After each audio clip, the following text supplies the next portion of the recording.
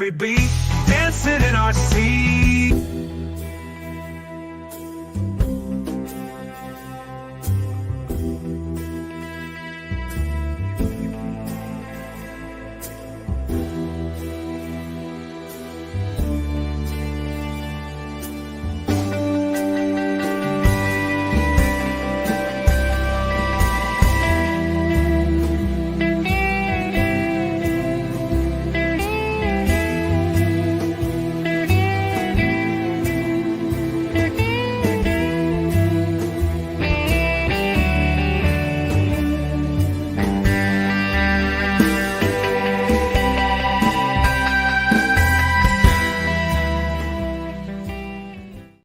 Well. Morning, good morning. Well, morning. Welcome to Morning Show with CC Joe and the great Big KahunaNui. Good hello, partner. Hello, sidekick. Hello, my fluffy little friend. How are things doing today? Fluffy. Yeah, I don't know. You need to get a good picture of me, I think. I think so. Yeah. I really think so. There's very little fluff here anymore. Yeah, you know I don't know what's going on, but I just clicked on the link on my phone, and there were 3 people sitting in the chat that are not showing up here. Yeah, you want to know why? Why? When we were playing the intro and we went live, I looked up at the corner and I did not stream to our Catalan TV. I put it to Catalan TV 2, which is on the backup channel that's non-monetized, but now we're on the regular channel. I fixed it while we were waiting. Okay. So we're in I'm still not seeing these guys in the chat, though. Okay. I was just going to tell them to go out and come back in. Should I do it? Yeah. Tell them. Let me see. Where do you see him at? Where did you see him at? Is it a picture of me or is it a cartoon picture? It just says Catalano TV. It's that new sunrise over the mountains. Let me see. Let me go on YouTube here and see if I see them. All right, that's the morning show right here. Dr. Chow and Lou DeGod and Donks are sitting over there. Oh, they're in the right show. Yeah, I don't see them here. They're not in our chat. Are they in Catalano TV too?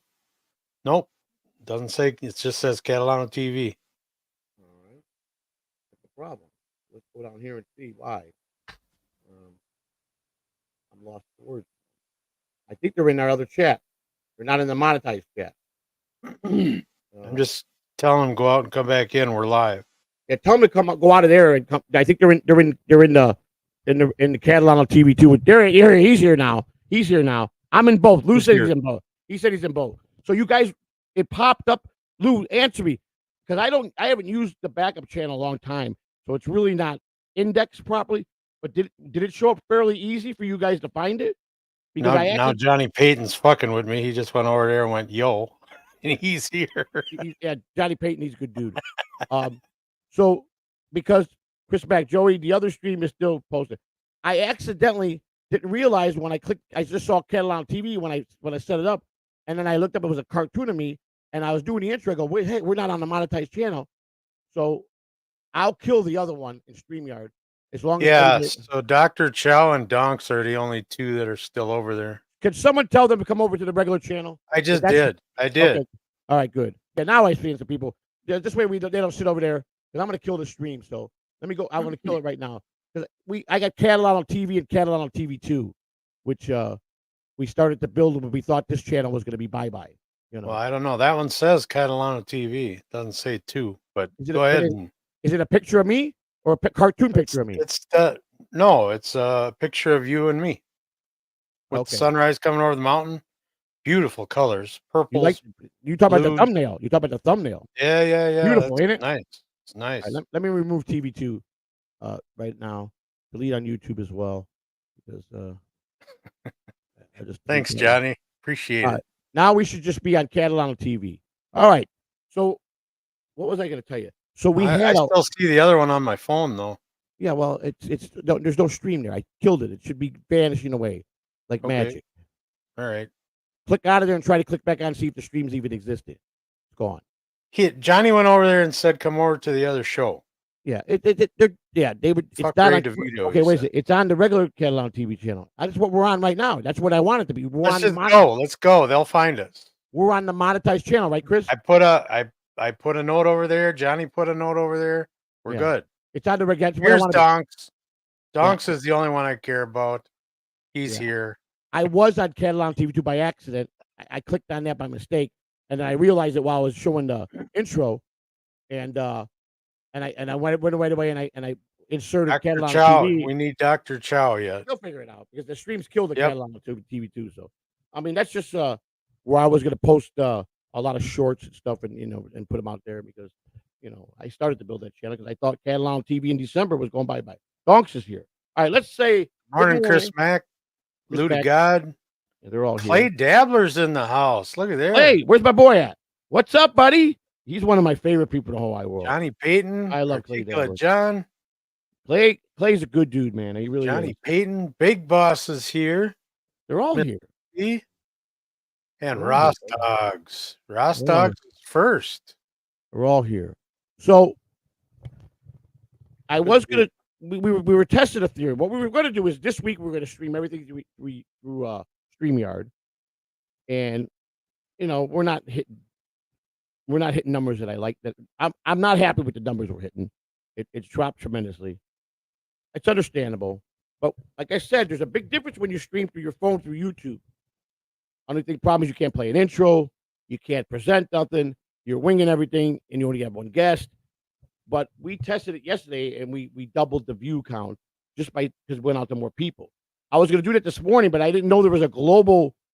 Microsoft was shut down with electronics a lot of places, with different systems and internets, and we got affected. I think it affected YouTube a little bit. So I couldn't. When I sent Kahuna the link for the stream on the phone, like I used to do walk and talk, I was ready, waiting for it, but it didn't pop up the screen. He had the link, but it was messing up. So good thing I had the backup on the Streamyard. But we're just trying to test the waters. The problem with Streamyard is they only put out to the people that do business with them. That's what these platforms do. It doesn't go out to all YouTube. That's unfair. There's millions of people. When I streamed by Walk and Talk, I literally was 2,000 to 5,000 because I saw so many new people, and we proved it last night. Christina proved it when she did it out for Shot Lounge at night with her and Spider. They hit 3,000, 3,700. It's a little. It's not that hard to explain.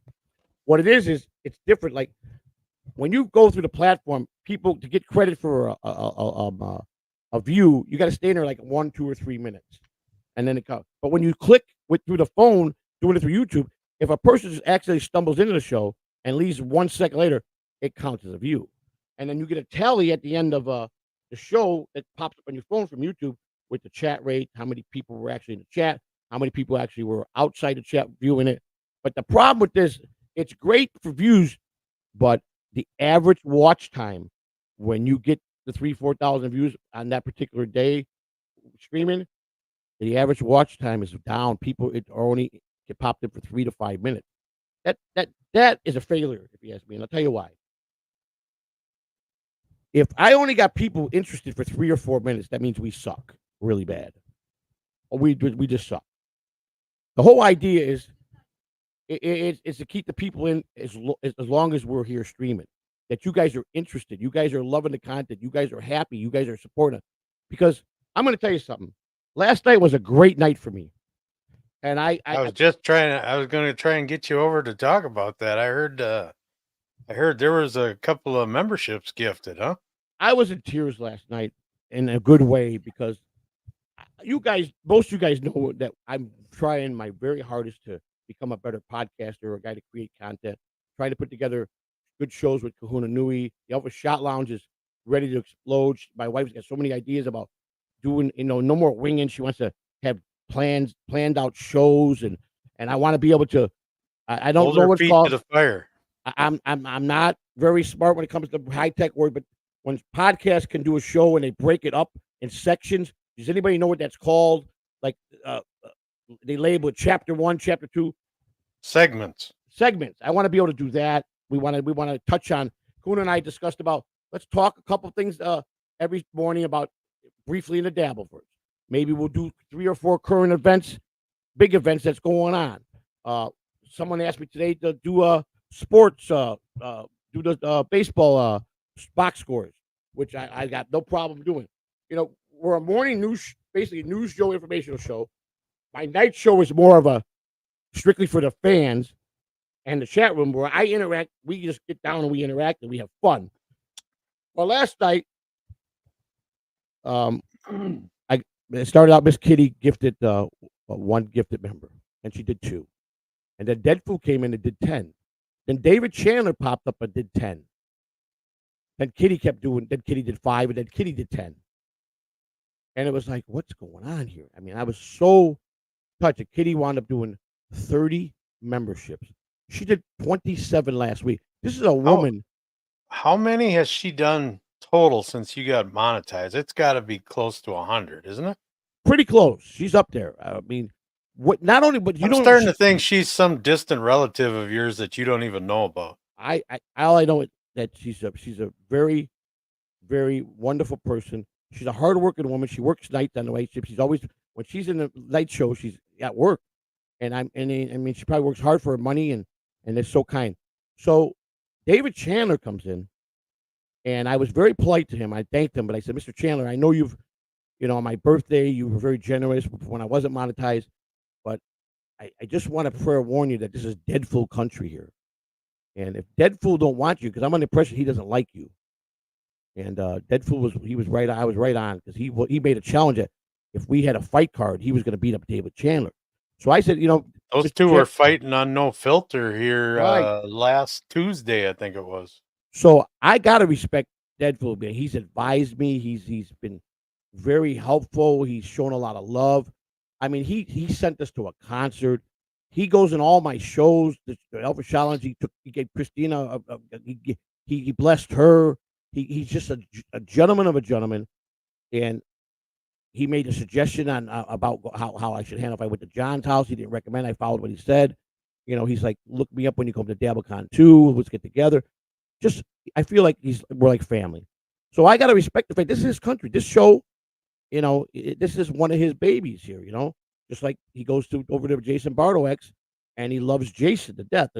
And I told him, well, now we got to work on getting Jason monetized. I want to get Kai monetized. So we got a lot of work to do. And he likes that I'm not selfish. I want to help everybody. So I guess he liked the fact that, I kind of called out David Chandler in a very, very polite way. And he said, that's right. And David Chandler kept saying a couple things in the chat room. And then all of a sudden, Deadpool comes up with 50 Catalano memberships. 100 memberships were gifted last night between the 3 people. And my hairs rose up as I smiled from ear to ear and tears of joy coming out. And I just don't know what to say. I got 420. So Big Boss is the wrench. Did he happen to catch a membership last night? A lot of people did. I don't know. We wouldn't know because he's a wrench. You must have a. You'll know. List, though, huh? You'll know if he's got it with the wrench. I got a list, of course. No, I know he's got a wrench, but we won't know that he's a member with a wrench. Yes, he's will. Always blue. Right, but he gets a star next to him. Oh, really? The membership star goes next to him. The little S, it's right there. See, membership. You see the Donkey Kong. Donks is a member. He's a wrench. There's the green membership. Star. It's not green. His is blue. But it's green on all the regular, like Lou to God, Clay Dabbler. It's but the wrenches are blue, so their little S is blue. No, Big Boss does not have a star. He does not have a star. Okay, he still hasn't caught one. I don't. Eggplant Frank don't even have one. Now we got to get him one. I thought Frank, but it gifted out a lot of people. Guess who would gift out Chris Mack? You'll never believe it in a million years. If Chris is still with me, because this is something between me and Chris, not to be rude to anybody. Chris, guess who would guess? Joey, did you just say David Chandler was? Yeah. Well, not arguing, but Deadpool don't like him. So Deadpool. It's a competition. Yes, you can be trusted, Eggplant Frank. Stop it. You're a good guy. We love you. Dr. Chow is here now. Dr. Now Chow, we're complete. The Mega G's here. So yes, Chris, Deadpool, this is his territory, and I showed him that I had loyalty. But Mr. Chandler, as I addressed him, he was very kind to us when we weren't monetized. Blessed me very nice on my birthday. But I had to tell him that if Deadpool says he's got to go, he's got to go. And I told him they wouldn't take it personal. He gifted 10 memberships when he saw Deadpool gift, but then Miss Kitty just jumped right in like, what? You ain't showing me up. She had 3 up. She come with a 5 and a 10. Yeah, no, they were just best. No, yeah, it's all fun and games. But I'm just going along with it, goofing around Mr. Chandler. And if Deadpool rolls with a 50 memberships, I never thought I would ever see that. I mean, that's something for the A-list shows that they get regularly. I mean, I was so proud at that moment to say, well, we must be doing something right. We got to become doing something. But guess who got a membership?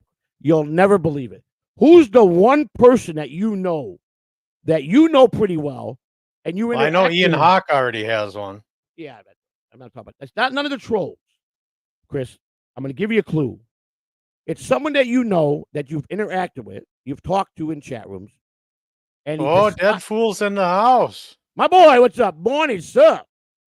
Yes, sir. We were just telling a little story about how DC came in and how I put him straight about that this was your territory and that whatever you wanted, he would have to live with that. And Chris Back was that, were they fighting? I go, no, they were just goofing around. But I told him that Deadpool will take him in the ring and beat him up. And if David Chandler don't come correct with Chris Mack just said, "What is Jake? Did Jake catch a membership?" I think Jake's been a member. Yeah, I think he's had one for a little while. No, I think he's trying to guess. No, it's not. It's not Jake. It's someone. Think bigger, Chris. Someone with a little bit of an intelligence. Well, I mean, I guess a lot of intelligence. He's Julie? No. It's he's not a podcaster, but he's a big supporter of the podcaster, and he definitely does not like me. I know you know who this is because you know him very well.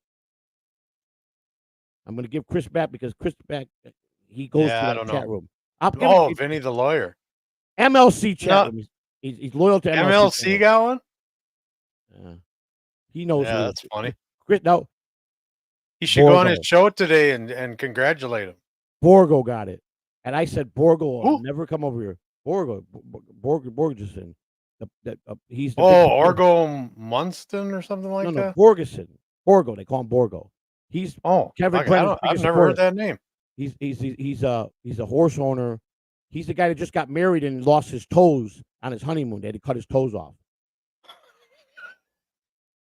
Yeah, he did. I shouldn't laugh. Yeah, Borgo, who despised. That's a hell of a story, though. No, he did, didn't he, Chris? Am I lying? Didn't he lose his toes? He lost like 4 or 5 toes, didn't he? William Borgeson. That's right, Dr. Chow. There you go. Thanks, Mega G. And he does not. I've never heard that name before. Oh, he's the guy that floated the money when Stuttering John came back to pay John the $3,000. He bankrolled Brennan for that. And they didn't make back the money. They only got back about $1,800 in Super Chat. And John was paid $3,000. But they took a loss. Shuley was smart on that one. He originally had it booked, but John didn't trust Shuley. He did. Shuley didn't want to give him no money up front. John wanted it all up front before he showed up. And that's a lot of money to ask for. But if he would have stiffed and not showed up, he would have been crucified. But Shuley had it planned. I'll give you $1,500 the night before. This way, if you don't show up, you only get it for $1,500. And if you show up and duck because you get mad, we still got the other $1,500, which is reasonable. John wouldn't hear it. John says, listen, I'm going to give you the good hour or 2 hours, like I said. And he did. But, Borgo just, he don't like Joey C. And I tried to reach out to him. I tried to be nice to him and talk to him. He just, he lost his toes, his feet. Not his feet. He lost toes. He walked. What's that thing when people walk, it's real hot and you're barefoot and you're doing those crazy things of walking on hot rocks or something? What about it? That's what he did. And it was too hot and it fried his. Oh, he was doing. They couldn't save his toes. I don't know how people do that. There's got to be a secret to it. So he's already an older guy that's not very attractive, and she married him. Now she had to look at him with no toes. That's kind of, that's disturbing. Oh, Firewalker, Chris Mack says. Yeah. Firewalker. That's what Chris it's called. Jake Hudson loves you. He was talking. I did the show with Jake last night, and I told him, I said, you know how good guy Chris Mack is? He's one of the best. And he goes, yeah, I'm wearing the shirt he got me. Good looking out for Jake. That was good. Oh, I should get my Jake shirt. Can I take I got back? A Jake shirt too. Deadpool's asking. Deadpool says, let's see. Can I take? What the hell's going on here? Who's calling me? University of Miami. They want to sign me up. Probably advertisement. I don't know why. I'm an old man. Borgo said, "Can I Mute take that Borgo thing. back?" I don't elaborate what you. Can I take Borgo back? The membership that he gifted. Yeah, I don't know if we can take it back. He'll never use it. He'll probably be raving about it and trashing us in the MLC chat room. The man just don't like. And the worst part is, my cousin Wayne. Well, you should Catalano, go over there and congratulate him for being a new member. I will because Tell him you're welcome to come here. We'd love to have you. I had words with him one time, and this is what he said to me: "Just keep doing you, Joey. See, I'll be seeing you in the future." That's what he said, and I go, "That you don't even." There's nothing he's ever said kind. He thinks I'm an idiot, but yeah, we ought to go over there and demand that membership back because we should give it to who should have got it. Is what's his name? Big Boss. He's the one without, right? Is that who don't have the membership, Kahuna? What we should do is try and get him to give us a screenshot of where it says he can accept gifted memberships on his thing. Yeah. He's never been in my chat room, so it randomly must go out to people that go in the dabble. He's lurked. He's lurked if he got a membership. Really? Is that how it works? Yep. They're not gonna send him out to 400 million people randomly. It's people who have been lurking on your show or participated. All right, and my man Deadpool says, "Oh, nothing." I was joking because he gave me shit once. Yeah, he does that. He does that. He's a very arrogant man. He's a horse trainer, horse owner, and my cousin's one of the biggest thoroughbred horse trainers in the United States. Wayne Catalano got a big stable, very successful, and he knows. Did I tell you about the trainer that I used to rent to? Yeah, you told yesterday? me about that. Yeah, you told me. Yeah. I how many people want to take a vote that Kahuna might be having early dementia? Does anybody want to vote for that? I say so much shit on so many different shows. I don't remember who I say it to. He did tell me this morning. You'll be gone before Mr. C. I promise you that. So he's put in the marching orders already for me. So that what do I say? You know, I had no words for him. I don't. The old me would have been what? I would have threw him out of here. I can't tell you anything in confidence. Nothing. 7 months ago, if he said that to me, where would he be right now? Where would he be if he told me that 7 months ago? That's how much growth I've done. I just, yes, sir. You know, we better be more organized. We got to get. He approved the thumbnail that Mrs. Honeybee did at Kai. It is very colorful. I love it. I love the colors. Those blues and pinks and purples. I love it. I love shit like that. Wait a minute, Frank. Come on. Don't disrespect Deadpool now. Be nice, Frank. We love you. Deadpool's a good guy now. Come on. No need to do that, Frank. Come on. Be nice. We love you, Frank. We really think highly of you. But Deadpool's a good man. You know, Frank doesn't have a membership either. I wish he'd get one. We got to get him one. But you know, there's no need to be cussing anybody like that, Frank. Come on. That's not that's like saying something directly like that, you know, is kind of mean, you know. That's David Bybee's in the house. Good hey, morning. David Bybee, good morning, my brother. What's happening? Welcome aboard, man. Shit, you know what? We could send him a link now. We're on StreamYard. Yeah, if you want to send it to him. Yeah, Bybee can come on, sure. You want to yeah. Did he do the thing yet at the hospital? Has he gone yet? Yeah. He did it. Yeah. Everything's good? I don't know if he's done, but he did have a big appointment the other day. Frank, I'm asking you politely. I'm not telling you, yes, you can say what you want, but that's not going to look good with us. I'm just saying, can you just not be so direct like that to a guy that, to anybody in the chat room there. You know, we're all trying to be friends and get along and have a good, happy chat. You know, that's all I'm asking. I'm asking you. I'm not demanding. I'm asking you. I know you got it in you, Frank. I know. When I look at you, I see a lot of me, a lot of anger. Okay? That's all I'm saying, Frank. Anything can be worked out, right? I didn't say you weren't. I'm not saying. I speak the truth all the time. I don't believe in telling lies, especially on my stories things that I failed at or accomplished. I don't got no shame. I tell the real deal, the raw, what I did. And you're like that too. I believe that in you. Thank you. All right. Thank you very much. Thank you very much. Thank you. That's all. See? And now 8 months ago, would I have been talking to you like a gentleman? So I've matured a lot, right? Just like you grew a lot. We used to fight all the time and say bad things to each other on Twitter. I've learned that I could sit down and talk with anybody and I could come to a reasonable solution. Thank you, Frank. That meant a lot. Thank you. See? So as we were saying, you get to send Bybee the link. So yeah, I'm working on it. So I just, like I said, it'll be a night I never forget. You know, we don't know what the future is. We know what we like the future to be. We know we got a lot of plans to be, sky's the limit and to entertain and to give these people what they want. But I do know one thing, 100% without a doubt, is without the chatters, nobody can make it in this.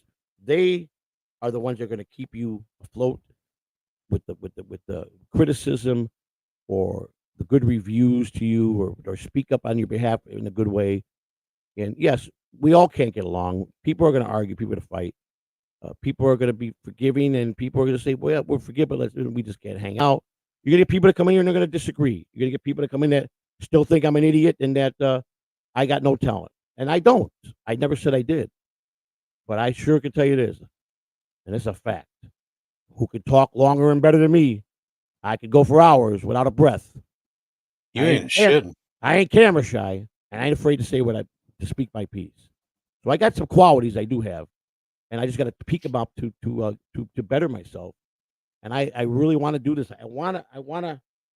1 year from now, I want to be in a very good place, and doing well, and being very popular with the channel. All of us as a group, because I think we got the group of people that are with me regularly now and on the channel. We got some of the greatest people. I think I've handpicked some of the greatest mods. The people that come here that have been loyal is great, and I really am grateful. So let's Eggplant Frank just gave you a compliment. Look at that. He's coming around. Frank, he's coming around. Thank you. Thank you, Joey. You are an idiot. Yes, I am, but you have talent. Thank you, Frank. I'm trying my best. Ross Dog in the house. Kahuna is considering dropping the transmission out of his Dodge Ram. To rebuild I don't have a Dodge Ram, but I do have a Chrysler Aspen, a 2008 Chrysler Aspen. Okay, is that a car? Which has the same engine and transmission as the Dodge Ram had back in those days. So it's a truck? It's a four-wheel drive. Whenever they hear Dodge Aspen, you think of that old piece of shit car they had back in wasn't that the late or mid 70s, I think, mid or late 70s. Yeah. But they reused the name. It's the same as the Dodge Durango, but it's got the Hemi engine in it, and thing goes like a rape tape. Yeah. You remember I was thinking about that car that my friend who owned the finance company, was very wealthy, but he was a big addict. He was the black sheep of his family, and I couldn't think of the cars he bought up. I think it was a Datsun. Do you remember the old little Datsun? Datsun 280Z? Not a Datsun 280Z. No. It was a Datsun, but it was like a real ugly Datsun. It was a smaller version. Oh, yeah. I think I'm right. I think that's. I don't remember the. Yeah, they did have some ugly cars. Yeah. He always bought them up, whether they ran or not. So I think that's it. I'm pretty sure, but I'm going to second guess that and say there's a chance I still am wrong, but I'm going to get to the bottom of that and find out. So what do we got here? Let's see what we got. Eggplant says he's got a Volvo. I'll tell you what, man. I love the looks of some of those new Volvos. They were voted for, I don't know how many years in a row, as the safest car in America. Yeah, I think they still are. Are they still up there on top of the list? Speed run, Melinda. How much do I need to super chat to get your wife's number, Joey? $20. $20? 500. Dude, I'll give it to you for half.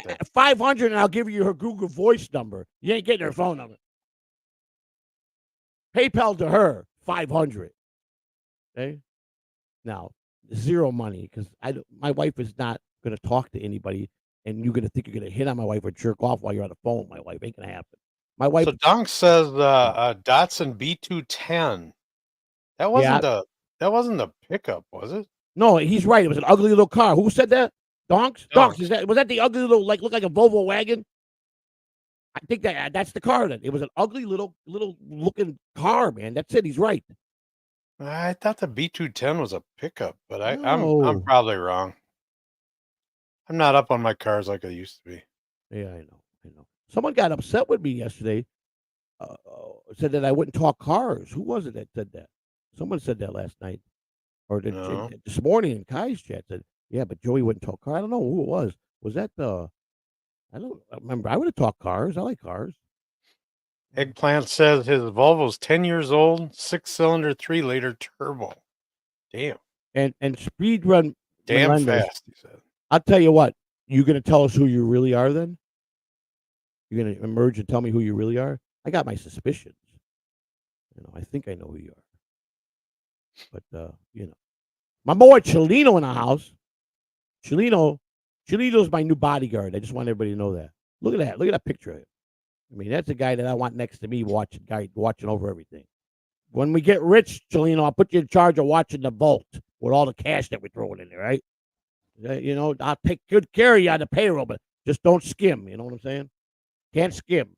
But having him in that outfit, looking like that, man, no one will go to the vault. You know what I'm saying? So the B210 was not a. It was a little Datsun car, a little ugly. This is a two-door. It's got that slanted back to it, though. It's not a wagon style. Yeah. Let's see if we can find it. I mean, let's not. I'm looking at it right now. Datsun B210, right? Datsun B210. All right. Let's see. For sale. Let's see what it looks a little bit like the old Ford or Mercury Capri.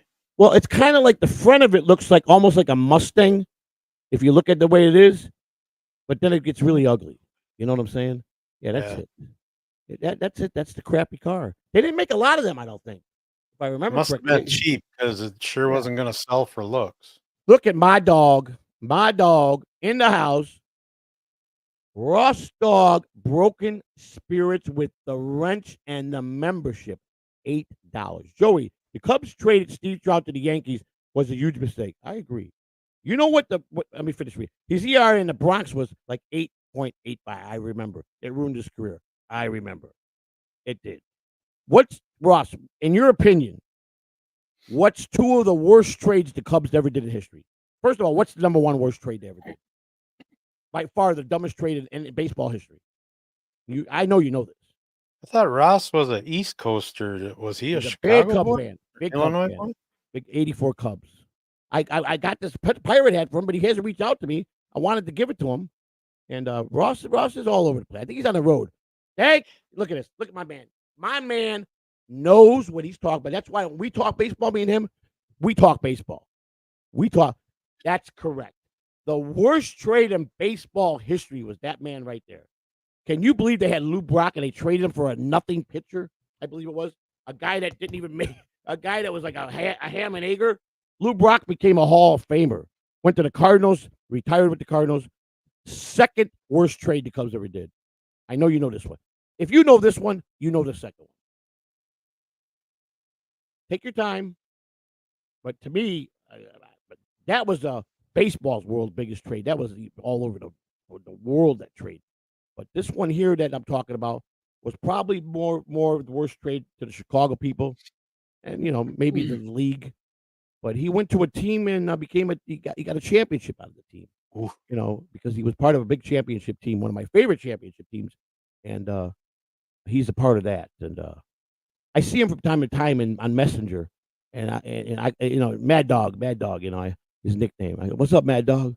And him and his wife are doing a lot of charity work, and they go out to churches and he helps the kids, and those guys didn't make a lot of money back then, but he in today's world he would have been $20 million player. You know what I'm saying? But then there's some guys that I believe that couldn't make it in today's game. That wouldn't do well here in this era of baseball. A guy like Pete Rose, I don't think Pete Rose could have made it in this era of baseball. I don't think he could have. I don't think a lot of guys could have. It was way different pitchers. And, oh, my dog. You see, this is why when we talk, this is why this man, that's right, 1979 against the Orioles. That's right. Yeah, right. I think he's from like the Maryland area, isn't he? Who's that, Ross? Doesn't Ross live up by Spider, kind of that neck of the woods? I think so. Bill Madlock was the second worst trade in history. Dog. I just want to go back one thing. Chris Mack said looks like a Nissan pickup D21. Okay, all right. I just Googled that. Oh my God, that was an ugly looking truck. What's your favorite car? Your favorite all-time car? Mine? Yeah. There's your top three. Your top three. Well, it'd have to be the Porsche 956. is Nice definitely car. up there in top 3. Yeah. I'm a big Porsche fan. Yeah, I like Porsche. I was a Porsche fan. I had 944. one. I had one back in my drug selling days. I like the 944. 944 was a nice car. That's what I had. You said That's what I 956. had. Huh? Yeah, You said that's my dream. That's my dream car. I haven't. oh, you Those had a are 94. expensive, You had dude. a 944. That was the really classy version. The That 944. was back. Mine was an 83, Yep. 944. I love the body style in the 80s. I love the body style. I loved it. Or maybe no. I think it was 84. It 84. didn't risky business. Didn't he drive a Porsche? That was a night. His father had a Porsche. I think that was a 911. 911 911. looks. 911 is kind of like a glorified Volkswagen Bug. Yeah. It's And got he that dumped same rounded body style. it rolled into Lake Michigan over there in off Lakeshore Drive in Chicago. Yeah. Oh no, that was a 928. I thought it was a 944. I'm pretty sure it was. Oh, Pretty you sure. keep yapping. I'm gonna Google it. Oh my God. We got Mr. You know, I'll tell you a funny story. My grandson, when he was 15 years old, they came down to spend time at Disney at their timeshare. And my daughter says, "Okay, Dad, you're gonna come out and spend a day with us, right? We'll go out to you get here, we'll go out, take the kids to go have lunch." And so my sister was down, my nieces were down. It was a big family. 928. 928. The Okay, risky business Porsche 928 sold for $1.9 million. that's big time. All right, so Told you. 928. Almost the know same my- body style as the 944, though. They're Not too far. wider, longer. Yeah. But That 944, that was pretty small. The smallest one back then was a 924. Yeah. They called that the poor man's Porsche. Yeah. And then 944 was almost the same body style, but it Yeah. had a bigger motor, Mandy Diff. a lot more Hello, performance. ma'am. How are you? How's your mom? Mandy Diff. How's your mom doing? I hope everything's well. Prayers go out for her every day, every night. I hope wish her speedy recovery. Glad you're here. Go ahead. You know, I'm a Porsche guy, but that 1956 is one of your dream cars. So what's your other two choices? And there's a Carrera GT. I'd take one of those too. Uh-huh. Boy, probably any of the real high buck sports cars like the McLaren. Okay. Well, you really Or, like you're into high money.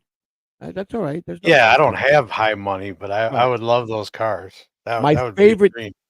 My favorite top picks, 3 being the bottom, being the third choice, and number 1 I'll get. My third out of the top 3, 57 Bel Air Chevy would be my third choice. My dad, I got a story about one of those. My dad had a 56. Yeah, 57. I got a was the story shit. about that I can tell you later. But go Probably on. the popular car out of the Chevys. My second choice would be a 69 Camaro. My brother had one of those. Yeah, I had one of those. And my first choice, believe it or not, it's very simple. It's nothing old or fancy.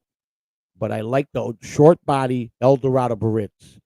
I like the 82, 83 version. I had Short body. That's when remember the Eldorado used to be the big old pimp car.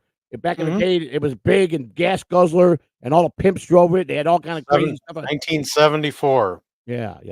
But they made Still a short had a body. V8 in sideways. They were front wheel drive. Yeah. But then they made a short body version, I think it's 78. And it was 78, 79, 80, 81, 82, and 83. And I think 84 was the last year. 85 was the last year. And then the Eldorado was done. They discontinued it, I believe. So we'll come back to this. Eggplant Frank just said front engine Porsche is not a Porsche. So the way that they balance the weight on those is the transmission is actually in the rear end. Yeah. Instead of having engine and tranny up front, so all your body weight or car weight is up in the front. Right. They had a 51-49 weight ratio. They moved the transmission to the rear end of the car. Okay. All right. Drive shaft was between the engine and the transmission. Really? True story. You know what an interesting car that I drove? It was it was in the 60s. It had a 3-speed on the column. It had a good engine. The 3-speed on the column was a solid engine. I had a 61 Biscayne that had the 3 on the tree. Yeah, that was I experienced that, but I forgot the kind of car it was. I don't remember the kind of car. It was a 66 or 67 car. Had it. I learned when I learned how to drive. I learned on a stick shift. That's how I learned. A lot of people that do automatics, they can't master the stick shift if they have a license for years and they decide they want to buy one and drive it. It's hard for them to learn. It's like, you better when you're younger, you learn things. Like when you're a kid, you learn how to swim. You learn how you're more resilient to be afraid of something. Me, I tried to learn all the hardest stuff, so this way, when I got older, I could appreciate it more. But My first car was a '77 Trans Am, yeah, but I couldn't drive that in the winter. yeah, So I would buy these Volkswagen Rabbits, and they had 5-speed transmissions, little yeah, diesel. They'd get 50 miles to the gallon, yeah, and they were kind of disposable. So I mean, I'd run them till the wheels fell off, and yeah, you'd go pay $1,000 or yeah. $800 and get another one. You know what my first car was? I bet you couldn't guess. First car. Yeah. I'll tell you what. You look like a No, don't say what I look like. This was you given to look me. like you would drive a '74 Pontiac Catalina. No, but I had a Pontiac Catalina. So did I. I had one, but my very first car, I mean, it was all out of guilt. Uh, I was getting ready to get my license. I was 16. And I told you I didn't have a really good relationship. He never did nothing for me. The couple of things he did do, trust me, I heard about it. What he did for me, and he didn't do it out of love. He just did it because he was put in a position to. He's called out on Jump Street, and he had a friend that he had in California who was moving to Houston area with his job. He worked for the Hyatt hotels. So the car needed a lot of work. It was a 1976 Chrysler Cordova, black on black leather, 8-track in the cowl, 8-track deck player. I used to play. I had a bunch of 8-tracks. I used to play the Delphonics and stuff like that, and it needed a lot of work, a lot of mechanical work. So I give him credit. He told me, he goes, I got a prize for you, but I got to put it in the shop. So he took it to his shop on Pulaski Avenue in Chicago, and the guy did all this work to it. And I had it painted, right? I wanted it to be painted and put pinstripe on it and put some mag wheels on it. But here's the thing. My friend that I grew up with, his father had a paint shop. So he gave it to me on credit. And he goes, why are you going to pay me? You're in school. You just get your life. Well, I mean, I could pay you $20 a month, or something like that, And then I had a baby when I was 17, so that cost me. But I paid him off. It some months I gave him 20 something. But he was nice to me. He goes, no problem. He goes, you're Jimmy's friend for a long time, and so I'll do this. And I'll usually give credit, but he gave me credit. It was the first kind of thing I ever got where someone trusted me, and he only charged me like $500 to do a job. But he did it. He didn't own like an Earl Shives or one of those cheap. He had a regular good. He did it as a favor because we grew up, me and his son. And he liked me, he liked me, and he said, "I'll do this for you." And I was always respectful when I was at their house, so he did it for me. Big Jim, his name was, and he did a great job. Unfortunately, I never had money for gas. It was a gas guzzler, and I always ran out of gas when I was when I was on a date. I'd run out of gas, and I think they thought it got to the point that I was purposely doing that, But that was a gimmick they used to do in the 50s, I think. They would purposely run out of gas to park somewhere. Oh, sure. Then make out. And make out. And I truly was running out of gas. I mean, I literally had to have them help me push the car. And that was a big old car. That was a mess, man. Until I got things together and I started making money. But when I was first 16, I was a mess. And then I had a kid when I was 17. And then I'm like, oh my God, I'm a father at 17. But you know what? I wouldn't change it for the world. She's my oldest daughter is a I watched her walk down that aisle for college graduation 2 times for her 4 years, and went back and she got her master's and graduated again. And then my son-in-law is very brilliant. Now he served in the Marines for our country during Desert Storm. My son-in-law. Now my son-in-law's history is his family's from Haiti. His father and mother born in Haiti. He's American born. He was in the Marines. Big old guy, my son-in-law, and he's got a doctorate degree. He's a very educated man. So my daughter hit a home run. They got 4 beautiful. Their children don't even watch anything bad on TV. They've never heard swearing. But I was telling you the story. My grandson. So I'm out in Orlando visiting him. This is when he was like 16 or 15, and he asked his mom, "Can I ride with Grandpa?" And I had a 2001 BMW at the time. I had a 740 BMW that I bought for $6,000 off a lot, and it was a really nice car, and I loved that car. It was Those my favorite car. BMWs, I love those. If your engine's good when you buy them and it was well taken care of, they'll run forever and they're great cars. They travel. If you got any problem with them, it's very expensive. And sometimes when you Very got problems with them, I owned several older BMWs. I used to collect them. I had an 86 BMW. I had an 85 BMW. I had a 535, and I bought them cheap. I even had an 84 BMW that I bought in Oklahoma. The guy had a head scoop on it. He had the hood and a scoop on it, like a racing scoop, and it was a 5-speed. And that thing was pretty. I bought that for $400, and it didn't look much, but it ran good, and I had fun with that car. And I sold it for $600 when I sold it. But I regret getting rid of my 86. My 86 was all decked out. I had it painted, and but the I Cordova. regret getting rid of just about every car that I ever sold. Yeah, I loved every car for one reason or another. I've owned one new car in my life, and I hate payments. I hate it. And you got to get full cover insurance. I mean, I try to look for the best beaters that are going to be dependable, that you can study the motors, the best motors over the years, which a lot of them were 350, was a 302 was a good motor. One of the worst motors was the Cadillac motor with the 4100 in it. That was a terrible motor. They had the Cadillac, when they went to that 4100. Is that the one that would drop cylinders as your highway speed? It was terrible. It was the 4100 engine, and it was terrible. But they didn't give you much better gas mileage either. The Chrysler Cordoba had a 400 4-barrel carburetor. So you don't understand why I'm in school. I'm making money, but I just ain't making a lot of money. I mean, except the summer. I did keep gas in it when I was working at Wrigley Field, but the winter months I struggled, man. I literally had to have. It was embarrassing, you know. I would run out. I got to the point where I took a gas can everywhere I went because I knew I was going to run out of gas.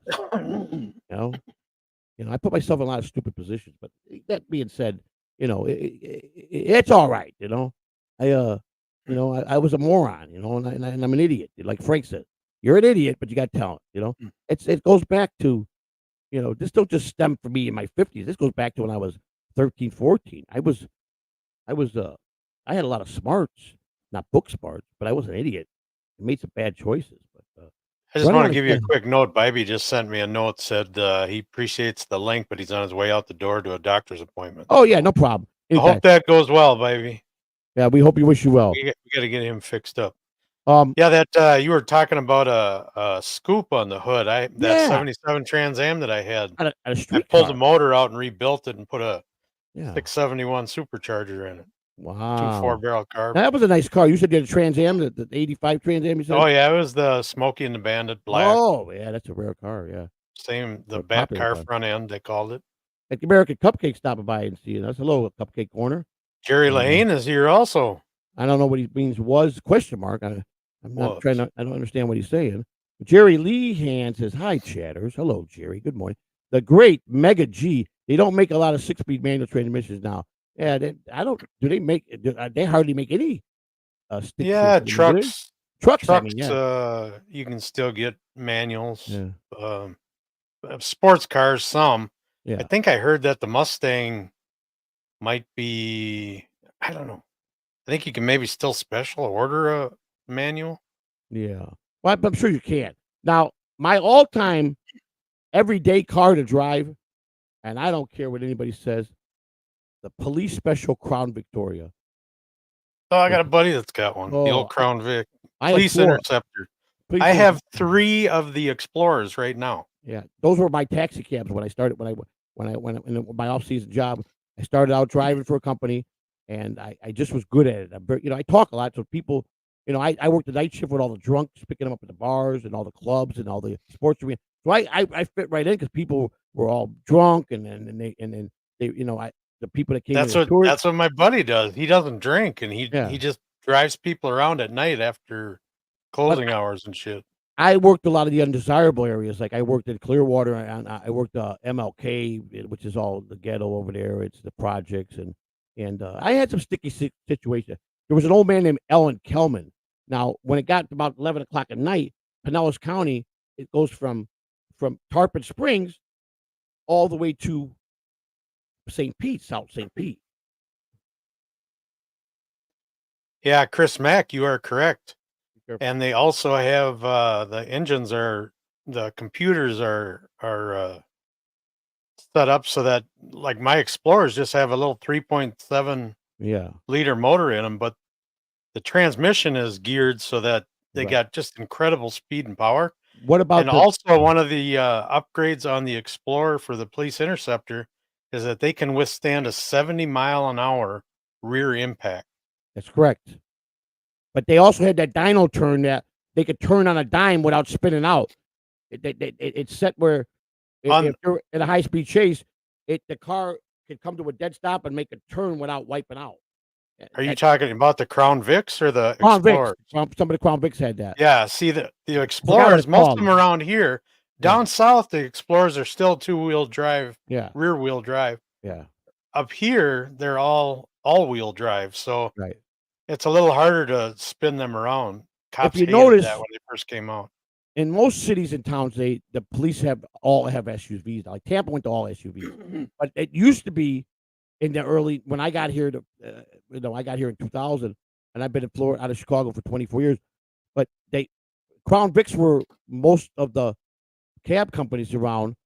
But then some places had the old Dodge. It was an old. Look, it was a cab. It was a Dodge. It used to be also a detective car in some parts of the West Coast. But the Crown Vic was the favorite. And then they went to the Chevy car. Crown Vic stopped making them, except they only were doing it for special orders for the police, and then they stopped that program. And they went to the Chevy. I forgot what Chevy, but police were complaining with the cage and the way that was set up to get people in the back. They couldn't get people in the back properly or get them out. There was no room, leg room, and they had problems. Yep. So they demanded the Crown Vic. Now I don't know if Ford came back and just makes Crown Vics for them. But They don't make them anymore. They don't make them at all. Not since 2011, I think. No, I think it was later than that because I had a 2000. It's either 2011 or 2012 because they came out with the It was 2012. Explorer and the Taurus in 2013. Let me see. Let me. We're gonna debate. We're gonna debate, right? Let's see. Let me look this up. Do it. You entertain. Type in a 2013 Crown Victoria Police Interceptor. Let me do this chicken my way. I don't tell you how to look things up on your computer. Let me do my chicken. So, Cupcake says he doesn't think anything can withstand a 70-mile-an-hour impact. You go look at some old squad cars that have been rear-ended. The reason they do that is because when they're alongside the road doing their traffic stops, people aren't paying attention and they get hit from behind. It is amazing how those cars fold up and the driver's compartment in front is still pretty much intact. You win. That's all I'm going to say. And I don't want to talk about it. Yeah, well, you I don't want just to talk keep about trying. it. Keep trying, buddy. Cupcake, I know that you're a perfectionist and a connoisseur of knowing a lot of stuff, but I could promise you that those Crown Vics, because I owned 4 of them that I made taxi cabs, and if when you buy them at the auction or from when the police see, what we used to look for was someone that like a lieutenant's car or a captain's car, because they would get them off the road at 50, 60,000 miles, and you still get a good deal. If it was a patrol car that was on the street that possibly could have had an accident, they usually go to about 80 to 100,000 miles. But they get good, but the service records are impeccable because you could get the service records when you buy them from the auctions, and even if they're patrol cars, but they are built with the rear dynamic turn thing where they could be doing a spin, a high speed chase 100 miles an hour and have to make a fast turn, and you at that rate you could probably get a flip. But it stops the car almost like it's a dyno thing that stops the car. You don't slide or wipe out, and then it starts making a turn for you so they can make those turns to chase. That, and if they leave the police chip in it, and sometimes they forget it at the auction, leave the police chip. If they leave the police chip, that's just a computer. That's just a computer thing. You can do that with. You can reprogram that back. But easily. It makes the car go an extra 25, 30 miles an hour faster. Yeah, it's the transmission is geared differently with the computer. The impact. They're easy to work on, very easy to work on. Ice cold AC, and that was, I just loved them. That's where I got my nickname Frank Cannon from. Leon Bull Durham because I was driving my Crown I Vic. used to watch that show all the time when Yeah. I was a He kid. called me. That he nicknamed me Frank Cannon in spring training. Hey, Cannon, look at Cannon here. Look at Cannon come with the police car. Here's Cannon, Frank Cannon. You know. So that Yeah. 70-mile-an-hour rear impact design that first started in 2013 with the Yeah. Tauruses. Do you know that the Police Interceptor Taurus Uh-huh. and the Explorer, other than body, Yeah. they are exactly the same vehicle? Yeah. You talking about the Taurus? You said the Ford Taurus? Ford Taurus Police Interceptor and the Explorer Police Interceptor.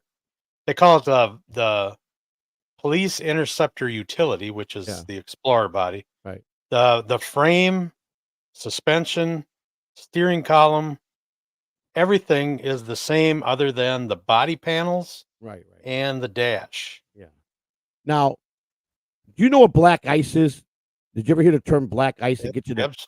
Yeah. You know what I'm talking about. Most We people invented it here. Yes. It gets in your air conditioner system and in No. a car. No. Not black ice on the road. Black death, they call it. Black death. It's something that happens to your air conditioner system in a car that you have to change out the entire thing. It was a phrase. Black mold, yeah. Whatever they call it. But they call it black death. If your air conditioner system gets black death, no matter, you think you could change one or two things, it'll corrupt. It'll never, it's like it's cursed. Once the car air conditioner gets shut with black death, you have to change out the whole thing because it's something that I used to install air conditioning in new cars when I was in high school. Yeah. That was the thing. Cars didn't all, nowadays everything comes with air conditioning. It's just automatic. Yeah. But back then, car dealerships would have new cars on the lot and a person would be in love with the car but wanted air and it didn't have it. Yeah. So my dad had a side business where me, him, and another guy would install air conditioners into the car. It'd take us about 4 hours.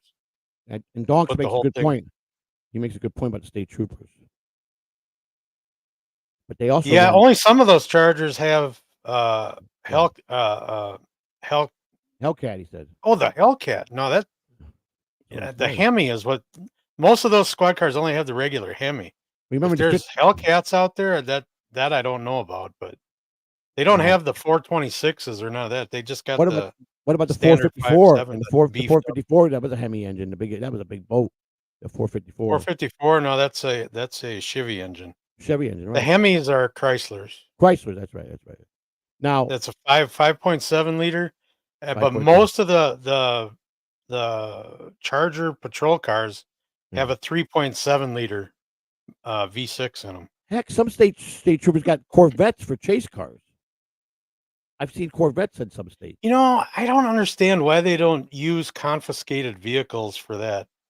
They have nowadays. Almost all police departments have to auction them confiscated vehicles out. They don't, but you never find these auctions. Oh, they never advertise them. Shit, I got them all. They cherry pick it. They let the cops. I just sold one of my police interceptors. I had 3 of them. Really? Yeah. The most I paid for one was the one I got out of Wisconsin. I paid $7,500 for it. What are you? Had 81,000 miles on it. What are you, Mr. Flea Market? You buy and sell and trade? My dad's got a used car business. Oh, that's right. You told me that. So he's got a dealer plate where you can go out and buy wholesale if you got a dealer plate.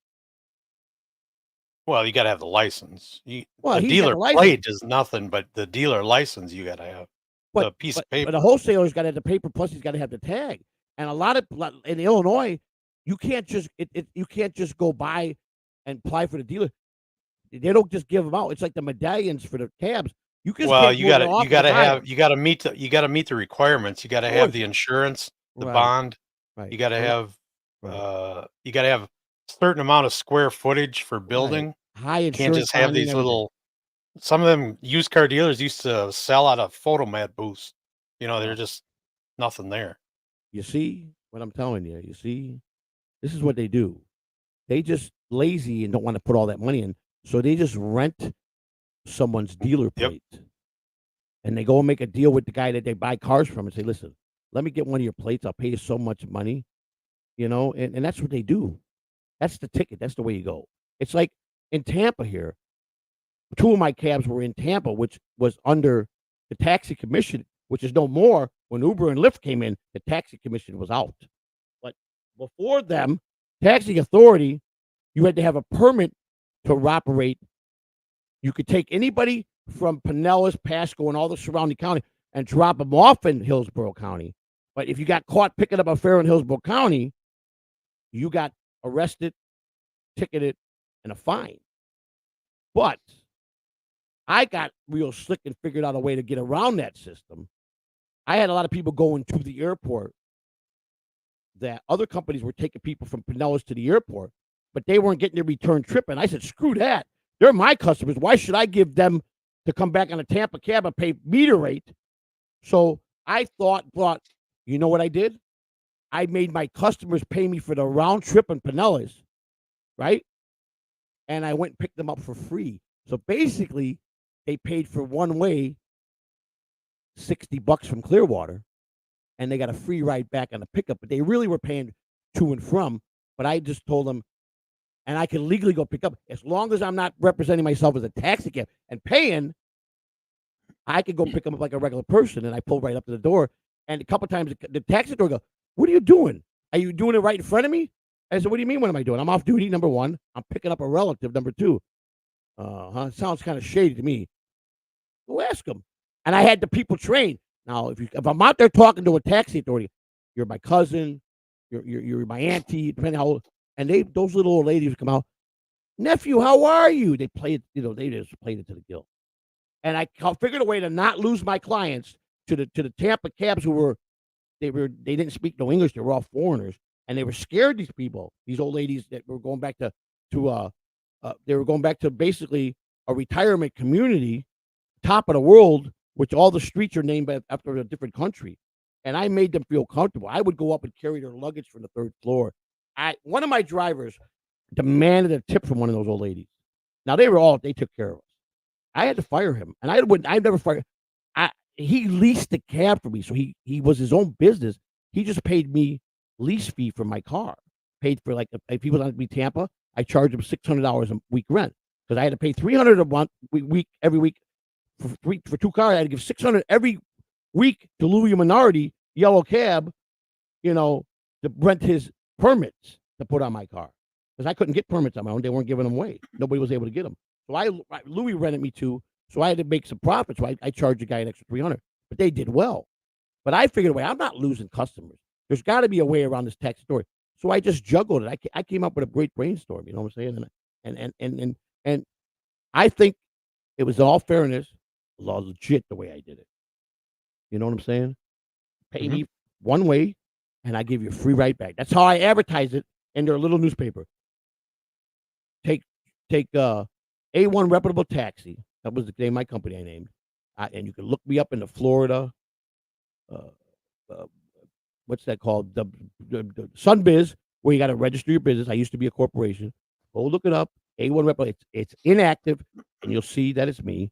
I don't got no reason to bullshit you.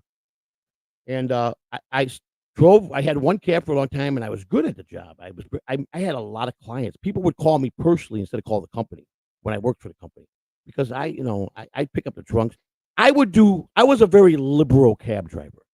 If there was a hooker in the car and she wanted to go down to the hood to get her drugs, I didn't question it. I put the blinders on. But I had one bullshit me one day.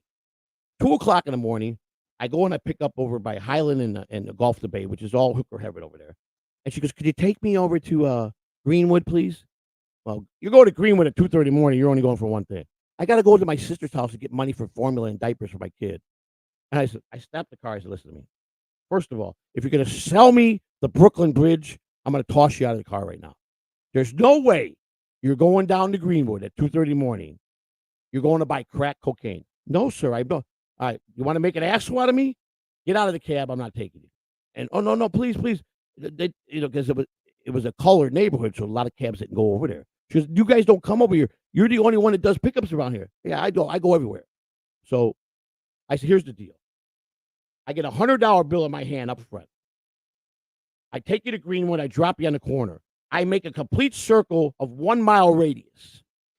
When I get back to that corner, if you and your drugs ain't there, me and your $100 bill are down the road picking up another fare, and you lose out." And that's how I demanded it. And it worked. And I didn't have to have no problems. They wouldn't run on me. And they paid $100 to go a couple miles to buy their crack cocaine. and I had everybody doing that. I took them all. I made some good money. And old man Alan Kelman, he sat on the south end of Pinellas, and he always sit at the gas station at 5th and 34th Street. And every Thursday, the same guy would come up with a knife to his throat and rob his box, his till, every week. So I said, Ellen, why do you leave the doors open and sit at the same place? He goes, that same guy just got me. He was a real old man. And he got robbed by the same guy every Thursday. And that is ridiculous. First time he robbed it, sticking my throat. I'm not going back to that place, But he didn't care. He was a nut job, But nobody else would work those neighborhoods. I made bank cleanup. Nighttime, you clean up. You get a drunk from a bar coming out of a Pinellas by the beach, and he tells you, take me to the Hard Rock or take me to, take me to Orlando. Ching, ching. I had a guy I took to Miami from Clearwater. Charged him $600 to take him to Miami. Drove down there, a nice $600 on the way back. Stopped, had me a nice meal, and I did well. When I drove a taxi in Lake Tahoe, that's where I started. The first time I drove a taxi was 25. I was in Lake Tahoe.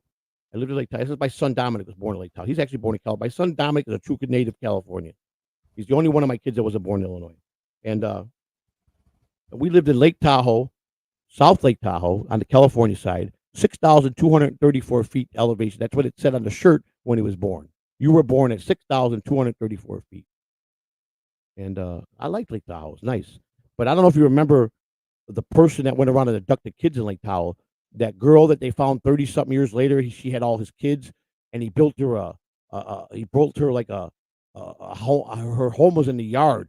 He kept her sheltered, raped her. He had kids with her. What was his name? Jesse Dugard.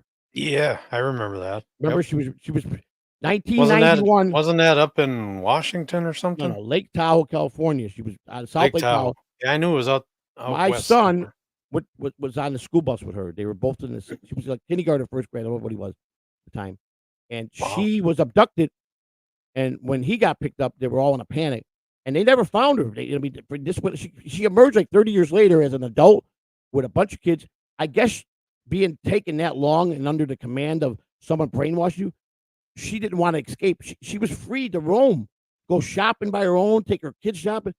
He at the point where he wasn't with her no more, and she could have left 10 years earlier, but she was already trained, her routine. She forgot about her other life, and finally, somehow I don't know, he got. I don't know if he was on probation or somebody from the health department. What do they call it when they give you got a violation on your house, or what do they call it, code enforcement or something? I think ordinance. Ordinance. She had tarps. The entire backyard was big as she had rooms, and they delivered. She delivered to the hospital, and they had the kids in the hospital, and she came out and they made a movie about her, but she was in the same class and bus as my son, man. And in California in those days, you had in a North California, there was a lot of abductions of kids. They did that Steven Stainer kid who came from Fresno or Modesto. He was kidnapped at 5 or 6 years old by that preacher guy. They made him when he wound up dying in his 20s because he was a drunk and he got killed in a car accident. The Steven Stainer story. He was abducted and molested. Yeah, I don't remember that. By Reverend Parnell. Parnell was the guy's name. He was a psycho old man that was kidnapped. And then after 7, 8 years, he had that kid. He goes, I want another kid. He liked him 7, 8 years old. And he was like, he become their dad. He told me, oh, your mom and dad don't want you, but I'm your new dad. And he dyed their hair. And I don't know if you guys saw the movie, the Steven Stainer story. What about the one that from the girl that was taken out of her home and in the mountains of Colorado? What was her name? That was a couple years ago. Isn't that Elizabeth Smart? Elizabeth Smart, yeah. And she kind of got institutionalized because she could have escaped a couple times and didn't run for it. When he started trusting her and they were going into town to steal food and lie about that they're religious and all that, she could have got away, and she did. But at the end there, she couldn't say her name. Remember, she was like afraid that that guy threatened he was going to come back and kill his mom and dad. And she lived. I mean, he forced her for sex and raped her repeatedly. There's a lot of sickos in this world, man. And those are the guys. My wife just either read a book or saw a documentary on TV about those 3 women that were locked in a house in Cleveland. Oh, She each one of them gave their own story, and yeah. that Well, that was just sick. Florida has a high count of human trafficking. You know that, right? And they I guess I could have guessed it. Yeah. well, they abduct a lot of women, and they make them work these houses, the prostitute rings. Some of them get shipped out of the country, but a lot of them stay right in Florida, and they live in these houses with a bunch of girls, and they bring all these men there that they sell them women to. But when I had my cab company, I landed an account with this small little coalition place that was treating people that were victims of human trafficking. It was a small group of people. They financed their psychiatrists, their hospital bills, all the stuff they needed to try to fix themselves. So I had the contract when they had appointments to pick them up from their home, and wherever the home was, they all stayed together. It wasn't like they lived at home with their mom and dad or brothers. They lived in the coalition had a place for them, and they were pretty damaged. And I talked to a few of them, and a couple of men too that were, and it was horrible the stories they were telling me what happened, the events. These people, it's very laid out plan. They always have to say a driver that takes them if they're taking them out places, but it's all about selling them in prostitution, man. Some of them sell the women to foreign diplomats that are rich people out that want women wives. Yeah, I've heard stories about that before. I just there's so much human garbage out here. John Wayne Gacy, Jeffrey Dahmer, garbage people, man. Garbage. That why waste the time on a trial for these people? Castrate them immediately. Take their manhood away from them. I wish they'd have punishments like third world countries around here. don't. Like if you get caught stealing, you lose your hand. Yeah, I mean, I You don't know, know. I don't know about stealing, but if you rape, Fuck that. you hurt kids, I'm sick of stealing. I've been robbed so many times in the last then few shoot them if years. you catch them on your property. That's all. You're right to shoot Yeah, 'em. well, it's not on my property. It's like Oh, up at the cabin. yeah. It's over at my shop. Kind of what John's going to get if he goes visit certain people in the Dabbleverse. He's going to be, he's going to be lit up pretty good, from what I understand. He goes to Kumio's house and goes on his property. He's done. not going to DabbleCon. He's Well, so scared with his freaking dick between his legs right now that he hardly leaves the house. well, I don't think John has anything down there because he's always asking men what their size is. So I don't know. Well, he's an idiot. He thinks that's big Howard Stern move. Yeah, It was 30 years ago, but it's just dumb to do that now. yeah. So And he isn't Howard Stern to begin with. well, he thinks he is. He tries to do everything Howard did. I don't know. Somebody needs to correct him. He was telling a story to the biggest douchebag I've ever come across in this Dabbleverse. Rob Himself? Saul. Rob Saul is probably a bigger jerk off than Stuttering John. This Rob Saul guy. Let me tell you something. Let me lay out his story for you. I just don't know enough about the guy. I should do Here, I'm going to tell you, and I want all the men in their chat room to tell me, can a man, what happened to him, redeem himself to become a man again? I vote no. There's no way. Well, he moved in a relative to his home that was struggling out of a job and needed a place to stay. So I think it was a cousin. So he moved in his cousin, let him have the couch or whatever. And he was working, paying the bills. He was married. And, he claims he had a dime piece of a woman. He always had good looking women. I don't know. I never seen what she looked like. So the cousin was really appreciative that he looked out for him. You want to know how appreciative it was? Every morning when she walked Rob to the door and gave him a kiss on the cheek with his bag of lunch, and he went off to work to support his wife who he loved, the cousin would strip naked and run to the arms of the cousin, go fuck in his bed, right? She'd blow him. He'd do the nasty with her, and she fell in love, and then they both threw Rob Sell out of his own house. He didn't even defend himself. How the hell does he get to go make judgment and bounce on me when he's a cokehead? No man let another man walk into his home and steal his wife on top of his cousin. And he's going to pass judgment on me. He's the lamest idiot I've ever come to see in my life. And you know what, Rob Saul? All you did is make me feel bad for him. Don't feel bad for him. He's an idiot. I'm not going to disagree with you, but for somebody to do that to another guy, a relative, I'm looking down on the somebody came in and took your cousin. wife, and it was somebody you extended your house to, and it was a relative. You're gonna be pissed and say, you know what? It's over between me and her, so screw her. Are you gonna not stand up and get your dignity and beat the shit out of him? I probably I'll beat would. the brakes but off him, whether at the end of the literally- day, she has changed the way she thinks, and I don't want anything to do with either one of them. I But- would get the fuck out. Right, yeah, I would leave too, but not before I tune his ass up. I'm taking my dignity probably. back. You come on, he did nothing. He did nothing, and he calls himself a man. So you don't want to know why I haven't heard much of him, because I had it out with him a long time ago. He's bouncing on Bob Levy and Gina Levy on Twitter, and they're my friends. And I said, listen, Saul, why don't you tighten up with talking about Gina Levy and Bob Levy? You know, you're an idiot. You know, first of all, saying about Bob he Levy, was just ripping on Bob and talking stuff that, because I guess they go back a little history, and he's talking smack, and Gina's like, wait till I get to talk. And I went, don't worry, I got your back, Miss Levy. He hates women. He's like John. So he, instead of attack me when I said something to him, he starts calling my wife a whore. She's a prostitute. I'm a fat ass. Did you look in the mirror how fat you are? And you ain't even a man, so you don't even get to talk. And then he said, well, you're a felon. I'm making some phone calls on you. I don't know who did it. A couple hours later, somebody presented something on Twitter, said, isn't this Rob Sell, the felon? And I ain't heard from him since. So here's the guy calling me out. Like I said, the ones that call you out are usually the ones that are the felons, usually the ones that are the dopes, usually the ones that are the drug addict, because they can't stand themselves, so they gotta bounce on somebody else to make themselves look good. Rob Saul goes down in history as a bigger idiot than Stuttering John. And Stuttering John and Rob Saul together, Dave Sarah is the biggest idiot more than them. He is the real big idiot of the Dabbleverse, is Dave Sarah guy.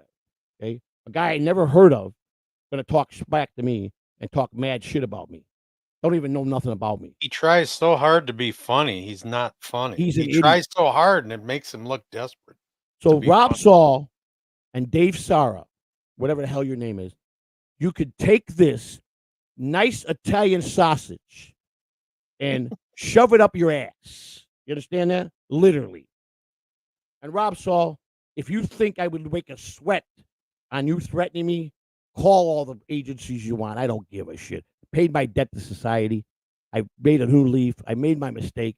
What do you think? You're going to call Ghostbusters? What are you going to have me arrested because I insulted you? Please. You pick on women, and I don't like that. And you're a woman, and you hate women just like Stuttering John. And I hope you hear this, Rob Saul, because to me, you're an idiot. And I will tell you to your face, you're an idiot. Because how you disrespect women. And you know what? I don't even have to defend my wife. If she ever saw you, if she smacked you, she'd throw you across the room. By her smacking, because she could box. She could hit. But if Deadpool gives a pretty good summary of Rob Saul. Yes. And I just find a guy who's a cokehead to bounce on Bob Levy and to talk to Mrs. Levy like that and to say that Bob was a cokehead too, though. But it's irrelevant.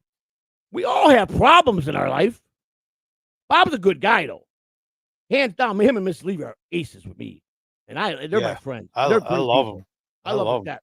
So, and Rob Saul, who is John's new partner now, he's in seventh heaven. And I don't know if you saw the Shuli thumbnail today. John's Archie Bunker and Rob Saul was Edith Bunker. Oh, yeah, I did. Yeah. Yeah. Look at Clay Dabbler. He tried. And let me tell you something. I'll tell you one thing about Clay Dabbler. When he's a big John, well, I don't know if he still is, but he was a big John fan and really was loyal. Yeah, I think he still really is. liked me a lot, and he liked me and John being together. When a lot of people treated me bad when I left John, but Clay Dabbler loved both of us so much. He asked me, "Is there any way we can get this back together? You guys are great together." And he never trashed me. He never talked down to me. He says, "I still love you, and you're my friend too." That's a man's man right there. Clay Dabbler touched my heart. I told you guys when he made the clay statue of me. I'm a nobody, and He's so freaking talented. I love Clay Dabbler. He knows that. If I would love to be able to where he do lives that. at, I'd come visit and hang out with him every day because he's funny. He makes me laugh. He can handle he drinks a lot. I don't drink though, but I think he'd be a good friend. I think he'd be a great friend. You know that, Clay? You know I got nothing but love for you, brother. Always have. And I've always respected him, and he's always been cool with me. And he knows it. And he knows he don't interfere. He knows that I can never be friends with John. But it hurt him. It really literally hurt him on a friend aspect because he really liked both of us. And so Clay, big shout out to you today, brother. Thank you for being here. Let's see what my man Deadpool's at. Bob Levy and had Chris Abels as a guest host on Levy Land. That's correct. Instead of Rob Saul. And Rob went nuclear on Bob and Abels. Yes, I remember that. When I first came into the Dabbleverse. That's when Bob severed ties. Rob also tried to take Levy Land and do it himself. Yes. And Rob Saul comes out every couple months and he just full-blown trouble. Now he's claiming all this dirt on Bob and he's an idiot. I mean, like I said, I can't respect a man that could not even defend his own self. His own self. Now, granted, if that was me, it's over. The marriage is definitely over. There's no way I can stay with that person. That's what I'll be saying. But I'm walking out of there getting my dignity back. You've been porking my wife. She's been blowing you for months while I'm going to work and paying the bills. And then they throw him out of his own, and he took it. I would have said, what? I'd have slapped him, told him to get stepping, and told her, there you go, your man, get out the door. Ain't no way that would have happened to me. And I would have had my dignity.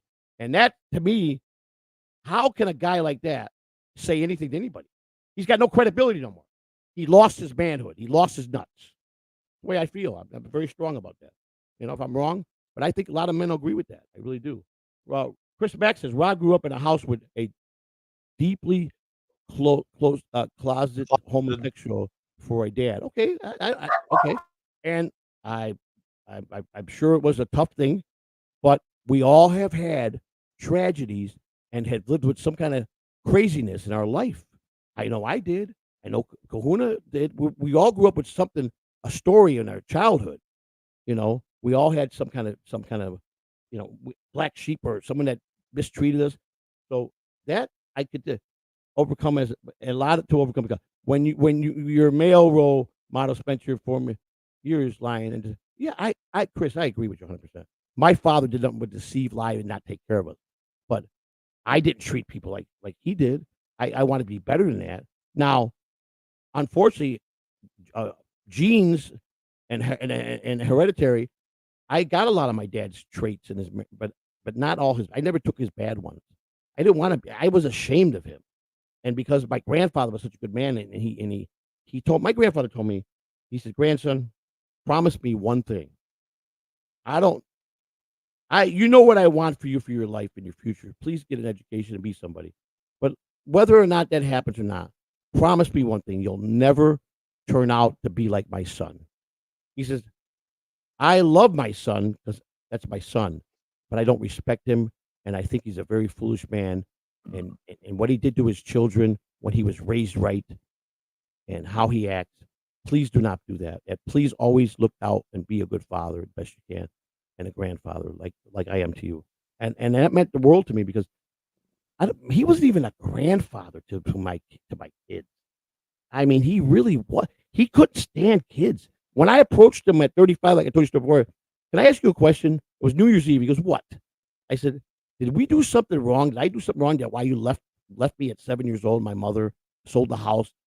And he turned to me and he says, will you get over it? He goes, you're going to cry about that? He goes, I can't believe you're going to ruin my New Year's Eve with that bullshit. Get over it and move on. And I'm like, are you kidding me? I blew it. That was it. From that point on, we went to battle, me and him, and then went back and forth for about 3 years. And when he got in his 60s, he claims, he was deteriorating pretty well because he abused himself and he was just a piece of jerk. That I loved him, but I didn't respect my father. He sold the house from under us, never sent us $1 child support. My mother left her with the bag with all of us and took the house from under us and just left us stranded.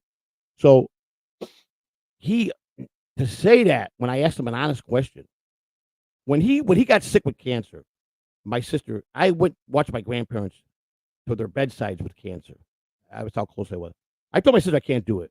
First of all, I don't respect him, so I don't want no part of this. I can't do it. I don't want to relive my grandparents. If you're on your own with this, my sister said, when he dies, I'll help you with everything else. And my sister says, I understand that, brother. I know that, but she, for some reason, my sister, she just likes to help everybody. But she really cared for him, and she cared for him. But he was stubborn. She goes, you got to go to the Veterans Hospital because my father was, he wasn't a Marine. He went to Paris Island for a boot camp, and he had great upbringing. He wasn't abused. He comes from a decent home, and to turn out the way he was, to disregard and throw us out like we're garbage. And I asked him, I just want to know if it was something we did. And he turned and yelled at me. And I'm like, listen, first of all, I'm 35 years old. You're not going to get up here and yell at me in public. Number one, I respect you, which I shouldn't when we're out in public, because people should know what you're really about. But you're still my father. You gave me life. So that's where you get your pass with me. But when he came at me when he was sick and said, I know you want to kick my ass. Well, now's your chance. I'm hopeless and helpless. Why don't you beat up an old man? And I looked at him. I go, you would do that. You would. And he did it in front of the whole family at a funeral. He screamed and yelled. He goes, why don't you kick my ass? You know you want to hurt me. And I'm like, are you kidding me? First of all, we just buried my stepsister. What disrespect you got? And he's rampaging on like, you know you want to hurt me. I said, you know something? To be honest with you, if you died, I wouldn't really care. I'll be honest with you there. There'd be no love lost there. I said, but I don't want to hit you, because if I did hit you, as old as you are, I'm going to hurt you. And I don't want to hurt you. I don't. I have a lot of anger for you, but I don't want to do that. I don't want to disrespect you like that. And he went on and on at this funeral. And then when he wouldn't go to the doctor, my sister, he's getting worse. All of a sudden, he had a tumor growing out of his neck that was coming out, was this big out of his neck. He had throat. He smoked non-filtered cigarettes for 25, 30 years. He was cancer, all throat, ear, everything. And the doctor at the VA hospital goes, my sister took it. She called me up tonight, and I go, so what did the doctor say? He kind of laughed in disgust, and he looked at me in the eyes and said, what do you want me to do for him? He's stage 4. He's got about 90 days to live. We'll make him as comfortable as we can in his last 30 days. And he went to the VA hospital, and he died there. He was stubborn. He wouldn't go. She couldn't get him to do anything. And I didn't want no part of it. He wanted to die. He had so much guilt. And when my sister called me and said, he's going to go today for sure. And I tried to make it there before his last breath. But my sister said for the last 7 days, he was like comatose. He didn't wake up. But he wasn't in a coma. He was just so much meds. He was sedated but he did wake up for a brief moment, my sister said, and opened his eyes enough to see her. And he knew it was her. And she said tears came out of his eyes. And he said, I hope you don't hate me like your brother does. I'm really sorry I was a bad father. I hope you forgive me, and I love you. He's never told any of us he loved us. And my sister told me that, and she wasn't rubbing it in my face. I got there, he was already gone, and he would have never told me that. I was shocked he told her that, and I'm glad because my sister treated him real good. For her, I'm happy she got that closure. Me, I called my brother and my other sister. Dad passed away. They hung the phone up on me. My brother said, "Did I tell you I didn't care?" And I go, will you guys at least come and do the service with us? He goes, no, I'm sorry, we can't. And they didn't come. And we decided just to have him cremated. We donated his body to science in St. Petersburg, a cadaver. They cut and diced him and sliced him, and then they go when they're done with him, they'll cremate him and send him. They'll mail him out in a box. So my sister gives me the ashes. I didn't even get an urn for him. I put him in the back seat of a car. My sister had a car that was getting repossessed. And she bought it. She had another car. She couldn't afford the payment. And she didn't want to turn the car. Just go turn the car in. So they're looking for the car. So she gives it to me to drive. She goes, here, you can have the car. It was a new car. And I was at a hotel, me and Christina. We were in another town in Florida. And I guess they found the car. I came out to check out of the hotel, and the car was gone. And the ashes were in the back seat. So they repoed my dad and the car. I don't know where he wound up at. That's all I know. So my sister goes, my dad. So he went on a merry tow ride with his ashes in the back seat, and that's the last I saw of him. And I go, my sister, I go, you got to come get me. They took and she failed to tell me. I didn't know the car was out. she didn't tell me that till after the fact. And she's like, "Yeah, you can take the car." And I'm like, "You're being awful nice to just give me this car." She goes, "Well, I only owe a couple payments." She lied to me, and I'm like, "All right." And she goes, "You want to buy it?" I said, "Yeah, let me drive it for a while." And I was actually going to buy it. I would have never had a title, and I would have got repoed. And I'm like, "You son of a bitch! You would have did that to me, wouldn't you?" And she goes, "Nah, I couldn't do that to you." But she didn't tell me that. And I swear to God, I come up, and Christina's going, "What's wrong?" I go, "Did you take the car this morning? Did I park it somewhere else? I don't remember." She goes, "It was right there." I go, "It's gone." And we looked all over. Was someone playing a joke on us? Call me, I said, "You come and get the car?" No. And finally, the owner of the hotel, he said, "Oh, some guy come with a tow truck take it." And I go, "Oh, really?"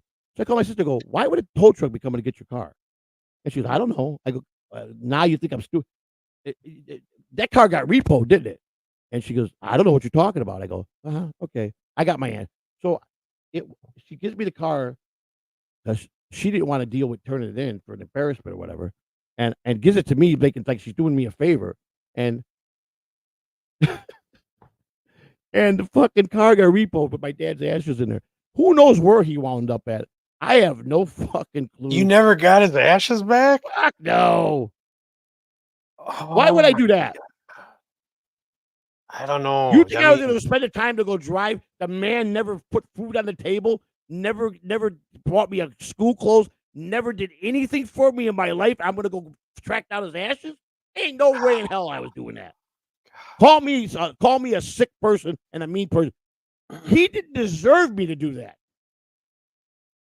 You understand? I bit my tongue, made my peace with him, and I gave him enough respect where he died peacefully. Because when I got there, he had a smile on his face. And I don't think he even deserved that. So he made peace with God, I guess. I'm assuming he did. But what? My sister goes, "Where's Dan at?" I go, "Oh, I guess he got repoed." Remember how funny it was? And I'm yelling at Christina because we had some words. I told you took the car. Where did you put it? You're doing this to mess with me. She goes, "Are you nuts? I've been with you the whole day and night in the room." And I'm like, "All right, this is getting bad." And I won't lie, I was still using back then.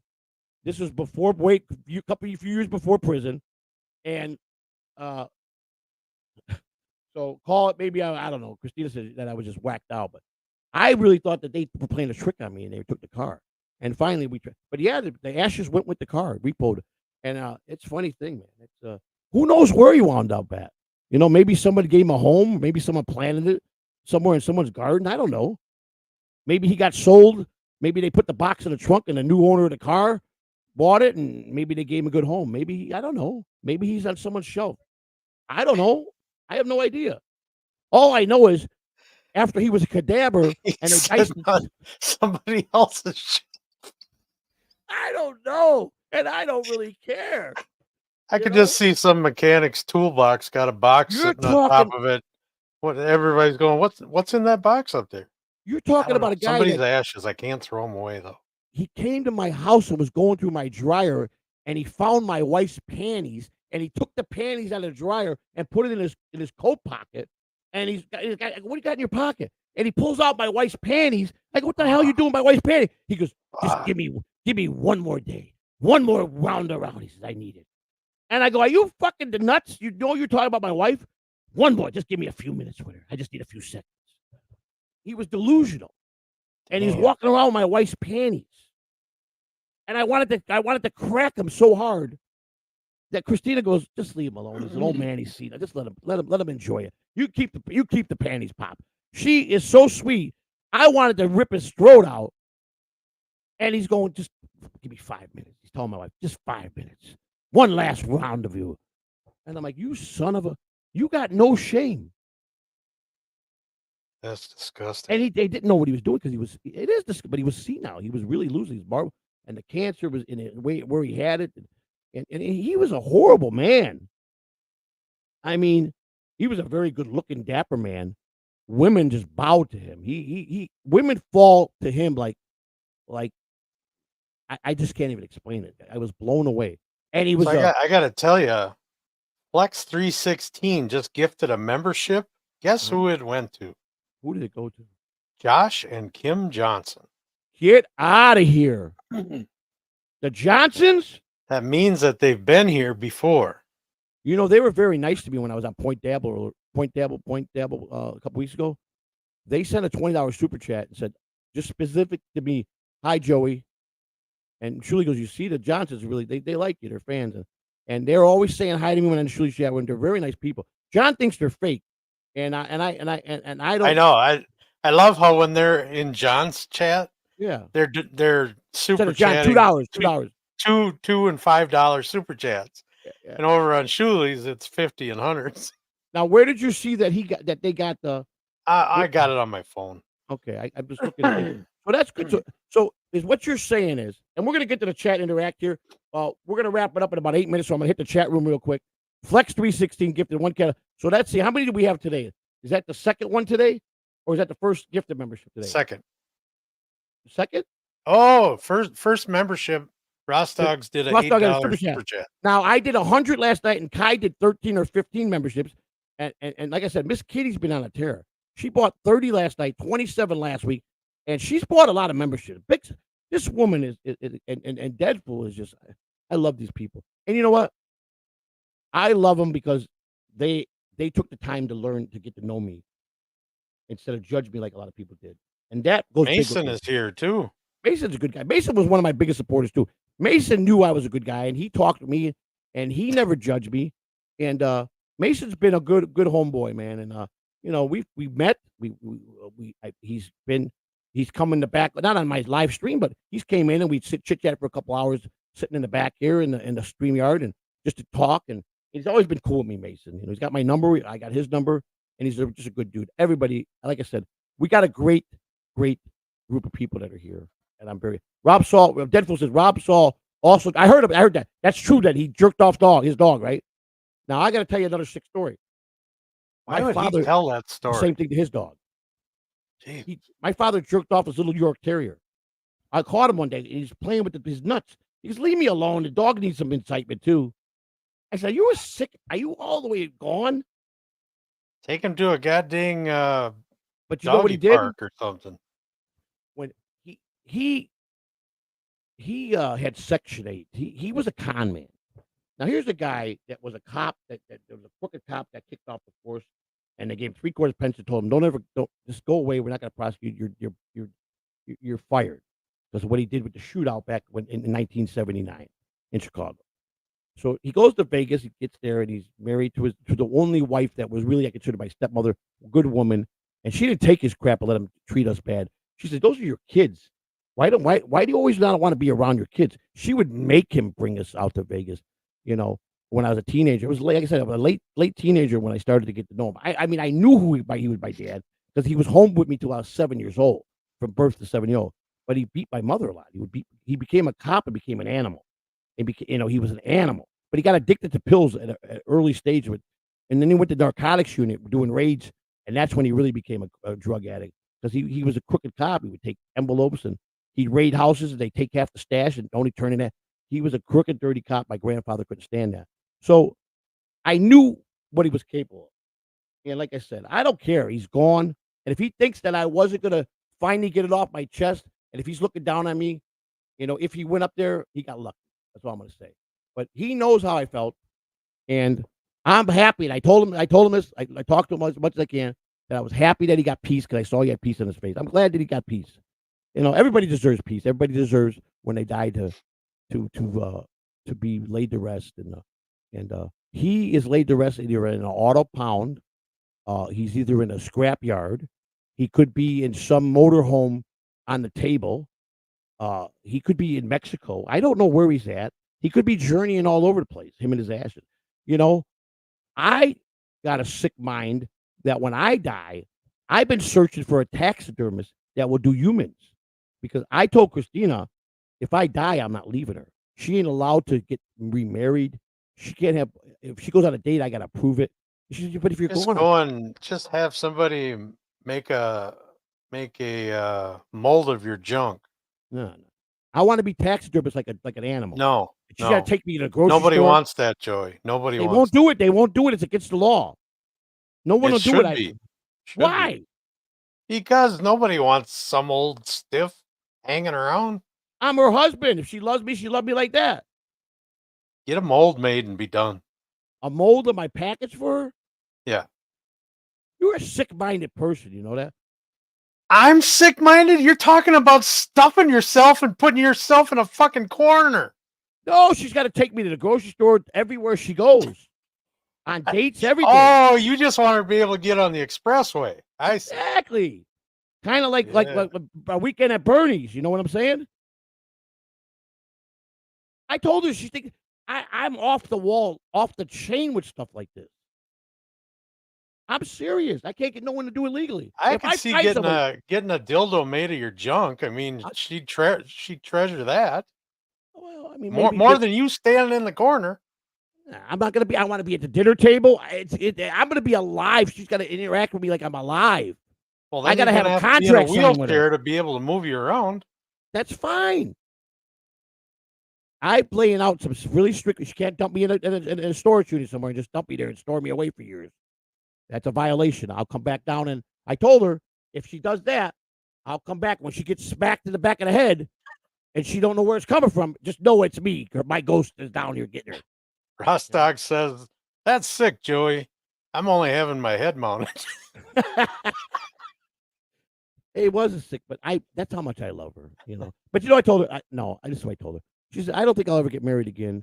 And you're not going nowhere. You're going to live a long time, and I'm going to be an old lady. She's going to be a hot old lady. She did a thing where you could do what you look like when you're 70. You know, you put the pictures in, and she's going to be pretty hot at 70, man. I'm going to be, oh my God, I look terrible when I hit my late 70s. But I'll be old and decrepit. She looks pretty hot when she's 70, man. And I could get it up still, and I'm around. Woo! I am tapping that all day long. Junk made now. You know? It doesn't matter if you can get it up when you're older. She's still got that. Yeah, I mean, it's just amazing how good she's going to look. I mean, she's got gray hair. She's got quite a bit of gray hair. But she's hot, man. And I mean, she just, God, man, she just does. You had some gray hair in that picture that when you were looking in the 70s. Yes, you did. No, but you had some gray. Not a lot of gray, but there was gray in there. Dr. Chow is telling you to listen to me. Yeah, I know, Dr. Chow. I love that guy. I love Dr. Chow. You know, when I first met Dr. Chow, He's starting to become one of my favorites. He's the best. Dr. Chow used to do a wrap up on the Dabbleverse. He used to, rank the shows. He did this whole thing. And then really? Yeah, back when I first came on. And then he would watch all kinds of shows and different people coming to Dabbleverse, and he would rate them. And he gave me a big shout out one weekend. Joey seemed gets big thumbs up, moving up in the ranks, putting out some dope shit. Look for him in the future. This guy's going to be somebody. He's a wild man, and he's our. I was that week's as he was picking all the top guys. I was the honorary guy for the week, you know, and we became friends. And he's been been with me since day one. The Chow Man, the Mega G, has been with me since day one. He said, "I got one request. When you blow up to be so big, you don't forget about me. I'm part of the entourage." I said, "You're right next to me in the entourage." Dr. G's cool. I can hang with him. He's the Mega G. He's cool, you know. So, yeah, I'm gonna have my entourage is gonna be this. Okay, this is what I decided. Here's my entourage. We got Dr. Chow next to me. Of course, my wife on the other side of me. Kahuna kind of behind me and Mr. Chow, dressed in this nice suit like I see in that thumbnail of his. Kind of like do suits. Well, you're in a suit on that thumbnail, and you look pretty good. You guys all look good. That's a pretty badass picture, that thumbnail. Have you seen it? Yeah. I thought it was tight. That was tight. You guys look like a mobsters, man. You guys look good. And when we got Deadpool, we're taking Deadpool with us. He's coming with us. We gonna go with us every night, be part of the entourage. We got Chris Mack definitely coming. Mason in Portland. I'm probably gonna have about 40 people from the chat room, you know, that's gonna be just part of the, maybe all of them. Maybe I'll take all of them. And we're just gonna, you know, I'm not a stingy guy. If I got wealth, I have to just throw money in the air to people. I don't care. We go to the neighbors and just throw it up in the air. That's it. That's what we do. We just give. I don't care. Money, money is dirty paper. You win some, you lose some. I'm 58 years old. The chance of me being wealthy is the odds are probably 1,000,000 to 1. But the chances of me maybe getting lucky and living a little comfortable, that could happen, and I still got a little life left in me. I got a few ideas, but I'm content with love, my children being healthy, my mother living a full life, my brothers and sisters, my grandchildren, and the friends that are true friends means everything to me. Friendship means more to me than anything. I don't put a price on anything. I really don't care about money. I'm not a guy that really cares about money. I never respected money. I was a loose cannon with money. As fast as I made it, as fast as I blew it. Took care of my needs, my obligations, and I never saved. I never thought of this day that I'm going to need it. What I did save, they stole anyhow. They stole my car. They robbed my house. They took all my belongings from my life's treasures. They put me and my wife in jail, stripped us of everything, and I'm out at 58 years old, and here it is. I'm doing the best I can. But I've met a lot of interesting people that I really dig, man, and you guys rock, man. That's all I could say. When the next time someone comes up to me in the dad says, "Nobody likes you, nobody can stand you. They goof on you." I think Cupcake said it a few times. Well, 420 strong at 37 days. If you still think nobody loves me, Cupcake, and if you still think I'm full of shit, you misjudge me really badly. Because I'll tell you one thing. You even said it. I'm a good guy and I'm a guy you can hang out with, but you missed it out. I don't know what you think I bullshit about, but I can scientifically prove anything I've done and said. I'll take any lie detector test. I got no reason to lie to a bunch of strangers. I've lived this crazy life, and the things I say I've done and been around the people I know is 100% legit. And you still got that doubt, which I got nothing but respect for you for that. But unfortunately, you will not be named part of the entourage. I have to let you know that now. I'll buy you a drink and maybe sit down with you, but I don't think I can hang with you every day. Quote unquote. Those were your words. So that being said, you're cool. I dig you, man. You do some good content. But thought for sure you had a whole new leaf when I brought you into my home and showed you how real I was and how we're the total opposite of what everybody tells about us. We're not these raving, lunatic, dirty, filthy people. We got nice things. My wife keeps the place nice. I know. I proved to you that the walk and talk, I really put my heart and guts in that. I mean, you barely made it, but you did. And you couldn't keep up with me. But you did your best. I bought you dinner. I tried to invite you back up, but you wanted to go, and it's fine. But I thought that was really after that you were really it was going to be different again. But you still find a reason to think that I'm full of shit, and I'm really sorry that you feel that way. But you're dead wrong, and that's a sad thing to be wrong. It's not nice to be wrong or to think that because I really was digging on you as a friend, man. I still think you're my friend, but like I said, I can hang with you at the end of the day, and I can buy you a drink. That's about as far as I can go, though. So you don't drink, right? No. It's funny because did you used to? I did, yeah. Not a lot of years. I didn't drink excessively every day, but So I how drank. long has it been since you tied one on? 2008. So can you still have a beer now and then? No.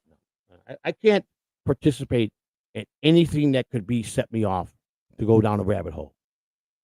You understand? Your anger comes out when you drink? No. I was a 30-year addict. If I have a couple beers, I'm going to go want to store some cocaine. You understand? So it's like Hackwright's trying to get me to do mushrooms. And I'm trying to explain to him, I hear what you're saying, brother, that it'll expand my mind. It's not like cocaine or harder drugs. I never done heroin. I never smoked marijuana. I never done mushrooms. I never done pills, except prescribed medicine. I went from cocaine to methamphetamine over a 30-year stretch. I never put a needle in my arm. I was a functioning addict. My kids never saw a drug in the house. They never knew what a drug was. I sheltered up for that. I never took that to my home. I went to work. There wasn't a day that I was sober in 25 years I worked in the minor league. There's no way I could have did that job sober with the high demand of how players were. I was functionally high every night at every game. And but no one knew. I mean, I had the ability. Mushrooms. I hear stories. People they're so unpredictable. Listen, I know what I like, and I'm going to tell you, I enjoyed getting high. I liked it. It made me feel good. And I'm not going to lie and sit here and sugarcoat it. So now that I'm clean and when I'm getting a few years in now, that I'm still know that my weaknesses, and if I did anything or drank a beer, it would take me down to a weakness that I don't want to face no more. It took me 30 years to get that monkey off my back. It was the one thing I begged God every day to please get me from being an addict. And I prayed and I begged and I yelled and I screamed and I got mad at him. And he took everything away. When I found true love, I didn't want to go to strip clubs no more. My porn addiction, I didn't want to watch porno no more. Because I got a wife that never told me no, is wonderful at everything she does, and makes me feel so good that it automatically went away. It just those things that, and I used to be a big strip club hound and a big porn guy, all went away. It's just because when I found true love, it was but I begged, and finally, I just it had to stop. I had to force and I went to prison. So, and did not say I could have got drugs in prison. Very easy to get, very expensive, and you don't want to get no debt in jail. That's one thing you don't want to do, because they will kill you for a debt. So, and then I just stuck with it, and I fight it every day. I don't crave it no more, but I could be in a room with cocaine. I couldn't be in a room with meth addicts because that was my choice of drug. So I'm still really. I've only been clean for 3 years because I did 10 years of cocaine, 20 years of meth, and I just stopped. I never did meth. Coke I did for probably 6-8 years. Well, coke. See, Mandy Diff is. It sounds like she's finally reaching out for some help. That's sick, Joey. I'm only having my head. I know. No. It says I did 17 and a half grams of shrooms on accident last night. I don't want to do that anymore. Hackway's telling me those. He just don't understand that how deep of an addict I am, and I have to decline. I can't do anything that could take me to a bad place, and that's because I don't feel I'm strong enough. It's really good that you realize that about yourself. People will try to tempt you constantly. I have nobody try to do that. That's like if you and I ever get together, I'm going to try and get you drunk. No, I won't drink. One thing I can sit in the bar all day and night and never touch a drink. I got a good handle on that. First of all, I was a bad alcoholic. It made me sick. I throw up every time I drink. I could handle 5 beers and be drunk and be throwing up. I'm going to have put some vodka in your kitty cocktail. No, but my choice of drink was Bombay gin and tonic, or Grey Goose vodka and orange juice is what my choice of drink was. I drank Grey Goose because Buck Showalter, that's what he liked, and we drank all the time in his office at spring training. I had to go pick up Grey Goose for him. That's all he would drink. And then my manager in AA, Gary Jones, Bombay, he turned me on the Bombay gin, which is it's a dry gin, but I like gin. Gin and tonic is a pretty good drink. But beer got me sick. I had a lot of stomach problems growing up. Yeah, my throat swells up so bad when I drink beer. I would throw up with beer every time. But here's the thing: I get a few beers in me, and I want to sniff, and then I level myself off, and then I go to the next level. So the first thing I did was quit. When I gave up cocaine the same year, I gave alcohol and cocaine up at the same time. I didn't do no help. I get it cold turkey. I looked at myself and I said, what am I doing to myself? It's done. I was clean for about 2 years, and someone turned me on to methamphetamine, and the high was so unbelievable. I was up for 5 days, one line. And I had so much energy. And I'm like, wow, this is a power drug. And it brought like my youth back. And it's good for a lot of things, if you know what I mean. I think Mandy is saying she's done drinking forever. Yeah, I will never touch alcohol or drugs ever. Mandy, how long has it been since you drank? Or is this just a new revelation as of a couple days ago? If it's a couple days ago thing, then it's probably not true. That's why I tell you, Kahuna, I'll be a good counselor, a good drug counselor to help people. I want to help. Oh, yeah, anybody that I'll bet you a majority of those drug counselors probably had addictions. Well, they're the best. You go into rehab places. Yeah, just about everybody that works there was an addict. I could relate. I know when they're conning. I know when they're lying. I can spot all their cons because But when you get a clean cut kid out of college that is just textbook being a counselor, or to help you. Yes, they're smart. They're educated. They're very politically correct. And they're gentle with you, but they don't have that edge because they can't spot when someone's BSing them. You understand? They don't have that gift. An addict like me, I was a deep addict. I will. That's the first thing I would tell my clients. Right off the gate, I'm going to tell you the only thing that's going to make you and me have a problem if you lie to me, and you will never be able to lie to me. I know all the pantomimes of liars. I study them like the plague. I know all the 21 pantomimes of a woman, all the 18 of a man. Second of all, I know every story that's been told of a conning, of why, and excuses. So if you want to really get off drugs, if you let me teach you and relate to your stories and tell you some of my horror stories, and let's do it together, I'll get you clean. And that's what I want to do. That's one of the dreams I want to do, is help young people get off drugs. And Christina wants to help young teenage girls who get pregnant and the parents throw them on the street and don't want nothing to do and they disown them. And she wants to help those people.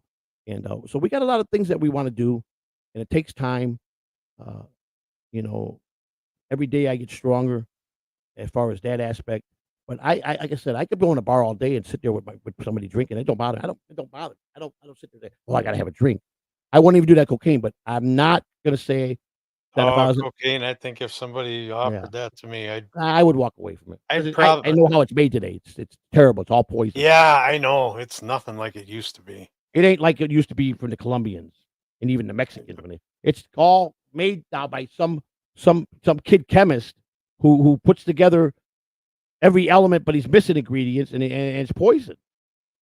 It's terrible. Andy Diff says I quit drinking totally 8 years ago. I started back a little now.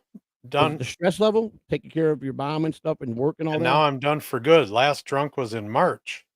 Yeah. Says I got so sick, pounded liquor, and hugged the porcelain god. Wow. And I'm done forever. Yeah. Now I'm going to be a pothead. It kills back pain. I never smoked pot in my life. I mean, I did. I quit drinking. I just quit drinking last Saturday. I'm done for good too. Yeah. But I got to go on replayables in the next week or two. So speaking of replayables, when I was at Chris Abel's chat the other day, I said, "Hey, what's up, boys?" And he goes, "Hey, look, it's Joey C and Mrs. C." He goes, "We got to have Joey C on and Mrs. C on. Joey C, I hear, don't drink, so we'll have to get Mrs. C to do the drinking for him." Well, she's never drank in her life. Really? Yeah, she's never drank. We don't allow alcohol in my home. Nice. When Vince sent that beer in the pack, when he sent the Midol, the Vaseline, and condoms, gave it to the homeless guy. Well, no, I haven't gave it to him yet because I don't know if he drinks. It's just sitting there, and she don't even like it in the refrigerator. You know. Well, even if he doesn't drink it, he'll sell it to somebody. Yeah. Matter of fact, the next time I go down to throw the garbage, I'm going to bring it. It's just sitting in the back. I told Vince that was nice of you, buddy. I'm not John. I don't touch alcohol. He didn't know, but he's here. I talked to him yesterday. He's right down the road here. I was waiting for him to see if he wanted to hang out today, but I don't know what he's doing. You know, I think he's here on business. Maybe something to do with the lawsuit with John. I think something like that. I think maybe I'm just speculating. I don't know. But Vince is not a bad guy, man.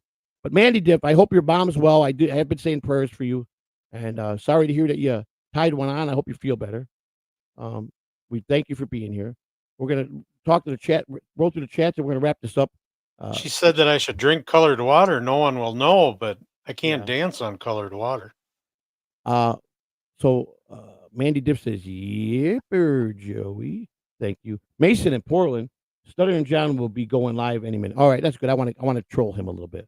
He takes me out of the chat. He puts me off the block list, and always, every day, every night. He's going live in the morning. If you didn't have to work, I'd sit here and snipe him. I stream him. We talk. We'd watch him. We'd piss him off, and I want people to tell him we're sniping him. We'll get somebody over there. I can't today. You got to work, so I know you do. But we'll do that one day. He ain't gonna be around much longer, so you got to take the opportunity if you want to make fun of him. His days are numbered. He only had 241 people in his chat yesterday. He's already late. That's a decline. He's always late. He's late every day. He said he was going to go on at 9:30. Until he sees it. He had 241 people in his chat room. He's dropped by 80%. He's just about done.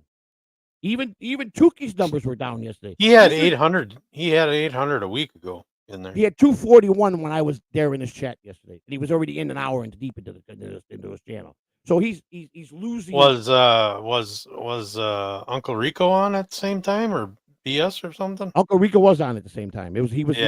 That's it's funny. He'll be at 800 and Uncle Rico comes on and he drops to 500. Tuki had 500, and he usually has 700-800. So he's declined a little bit lately the last couple of weeks too. And like, Yeah, but that's only if a lot of times Rico's on the same time. Shuli averages Yeah, 1.5 to 1.9. Yeah, I've seen him Legitimately, over 2 a couple of times lately. legitimately. That's good for him. They're a professional. Those guys deserve it. Brennan is about a 900, maybe pushes 1,000, 8 to 900. I Consistent, can't but he's stomach got the same can't stomach. fans. His fans are loyal to him. He's got a group; they're all loyal to him. You know, he's well. Listen, to I him should again. try to watch it once, but I've seen clips and I just can't get myself to do it after watching a You clip. got to learn to tolerate him. He's brutal when he wants to be, but I he's tolerate good. enough You shit know? in my life. I don't need to add to it. But I paid him back by giving when he said to give my plugs the last time I was on. I plugged the TSN and Carl's channel, and he fucking went ape shit on me. Kicked me out. I did that. I swear to God. Shuli goes, I heard you plugged when he told you to plug it.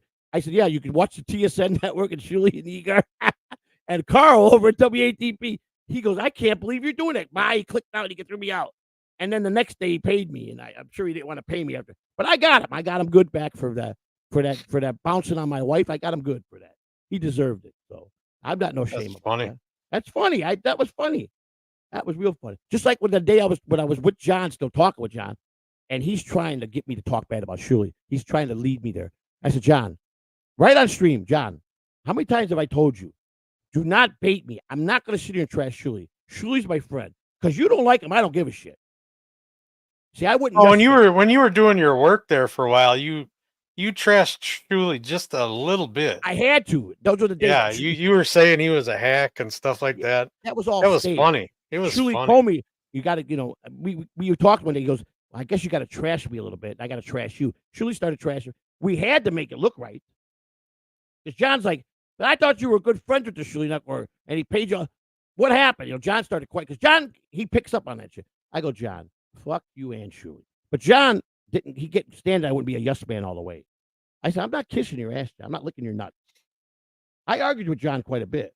Well, I went, he brought me in. We got to settle this. One day, he threw me off the shit.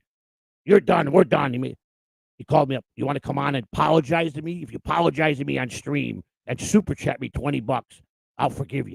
I said, first of all, I ain't got 2 nickels, so that's out. You ain't getting 20. I ain't giving you $20. I said, and I'm not apologizing. What I will do. Pretty big asshole that asks for money for an apology. Yeah. And he goes, who the hell does that? And then when he got mad at me, he texted me one day, and he goes, I got to ask you something. I go, what? How much would you charge me for me to stick my dick in your wife's ass and Dan put it in her mouth? That's what he said to me about my wife. I said, how much will it take for your transvestite kid? I heard that you fucking got blowjob from him. That's what I told him. And I got Texas still. I'll show you the Texas. I still got him. He was calling I want to go fuck her in the ass and Dan wants to put it in her mouth. How much? I'm like, you're a Ash fucking just came in the chat. Good morning. He's an asshole, John. He's an asshole. When the day that I was sound asleep when that Sunday, and my phone's ringing off the hook, and Shirley goes, are you up? I say, yeah. He goes, green light. Scrap everything. Go annihilate that motherfucker, he says. I can't watch him talk about your wife no more. And I go, what are you talking about? He goes, just get in there. He sent you a link because they were sniping him, and he had sent me a link. There was many. He would call me up. Why are you dodging me? Why are you ghosting me? I sent you a link 4 days in a row. I go, John, I told you I got my own channel. I got things I do with Shuli. I'm busy right now, and I'm out. And he goes, but you're gonna blow me. I go, John, you said that you're the one that brags. I don't need nobody on the show. I can do this by myself. I don't pay no one. But you're sending me links every day to come on. And then when someone tried to get him to trash me, and he's well, I make an exception for Joey. He's got to say he doesn't need anybody because nobody wants to go on. Someone told him to give me the super chats. They sent it to him for me.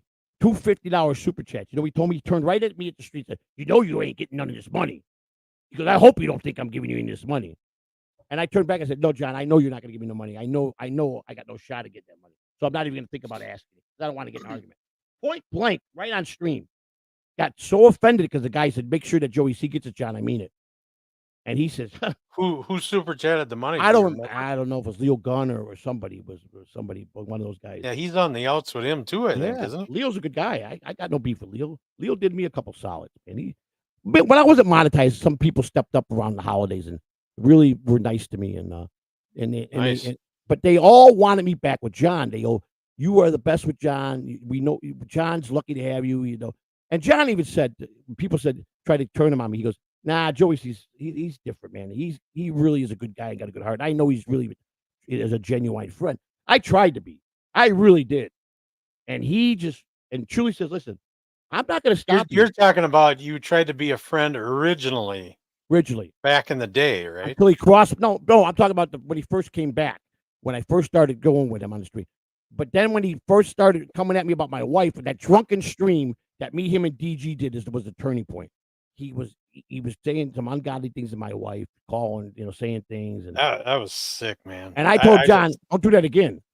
And then he stopped, and then he started again, and then Shuli says, "Listen," when he's drunk, he can't stop. because I didn't want to go on no more. Shuli says, "No, don't stop going on him. Every chance you get, go on there. Listen to me. We'll get him. He's so easy to get." He goes, "We'll play the biggest prank on him and make the biggest jackass out of him." And I go, "Yeah, he deserves that." I go, I wanted to really go down to Cape Pro, and I wanted to, when he opened the door, was slam him in the head.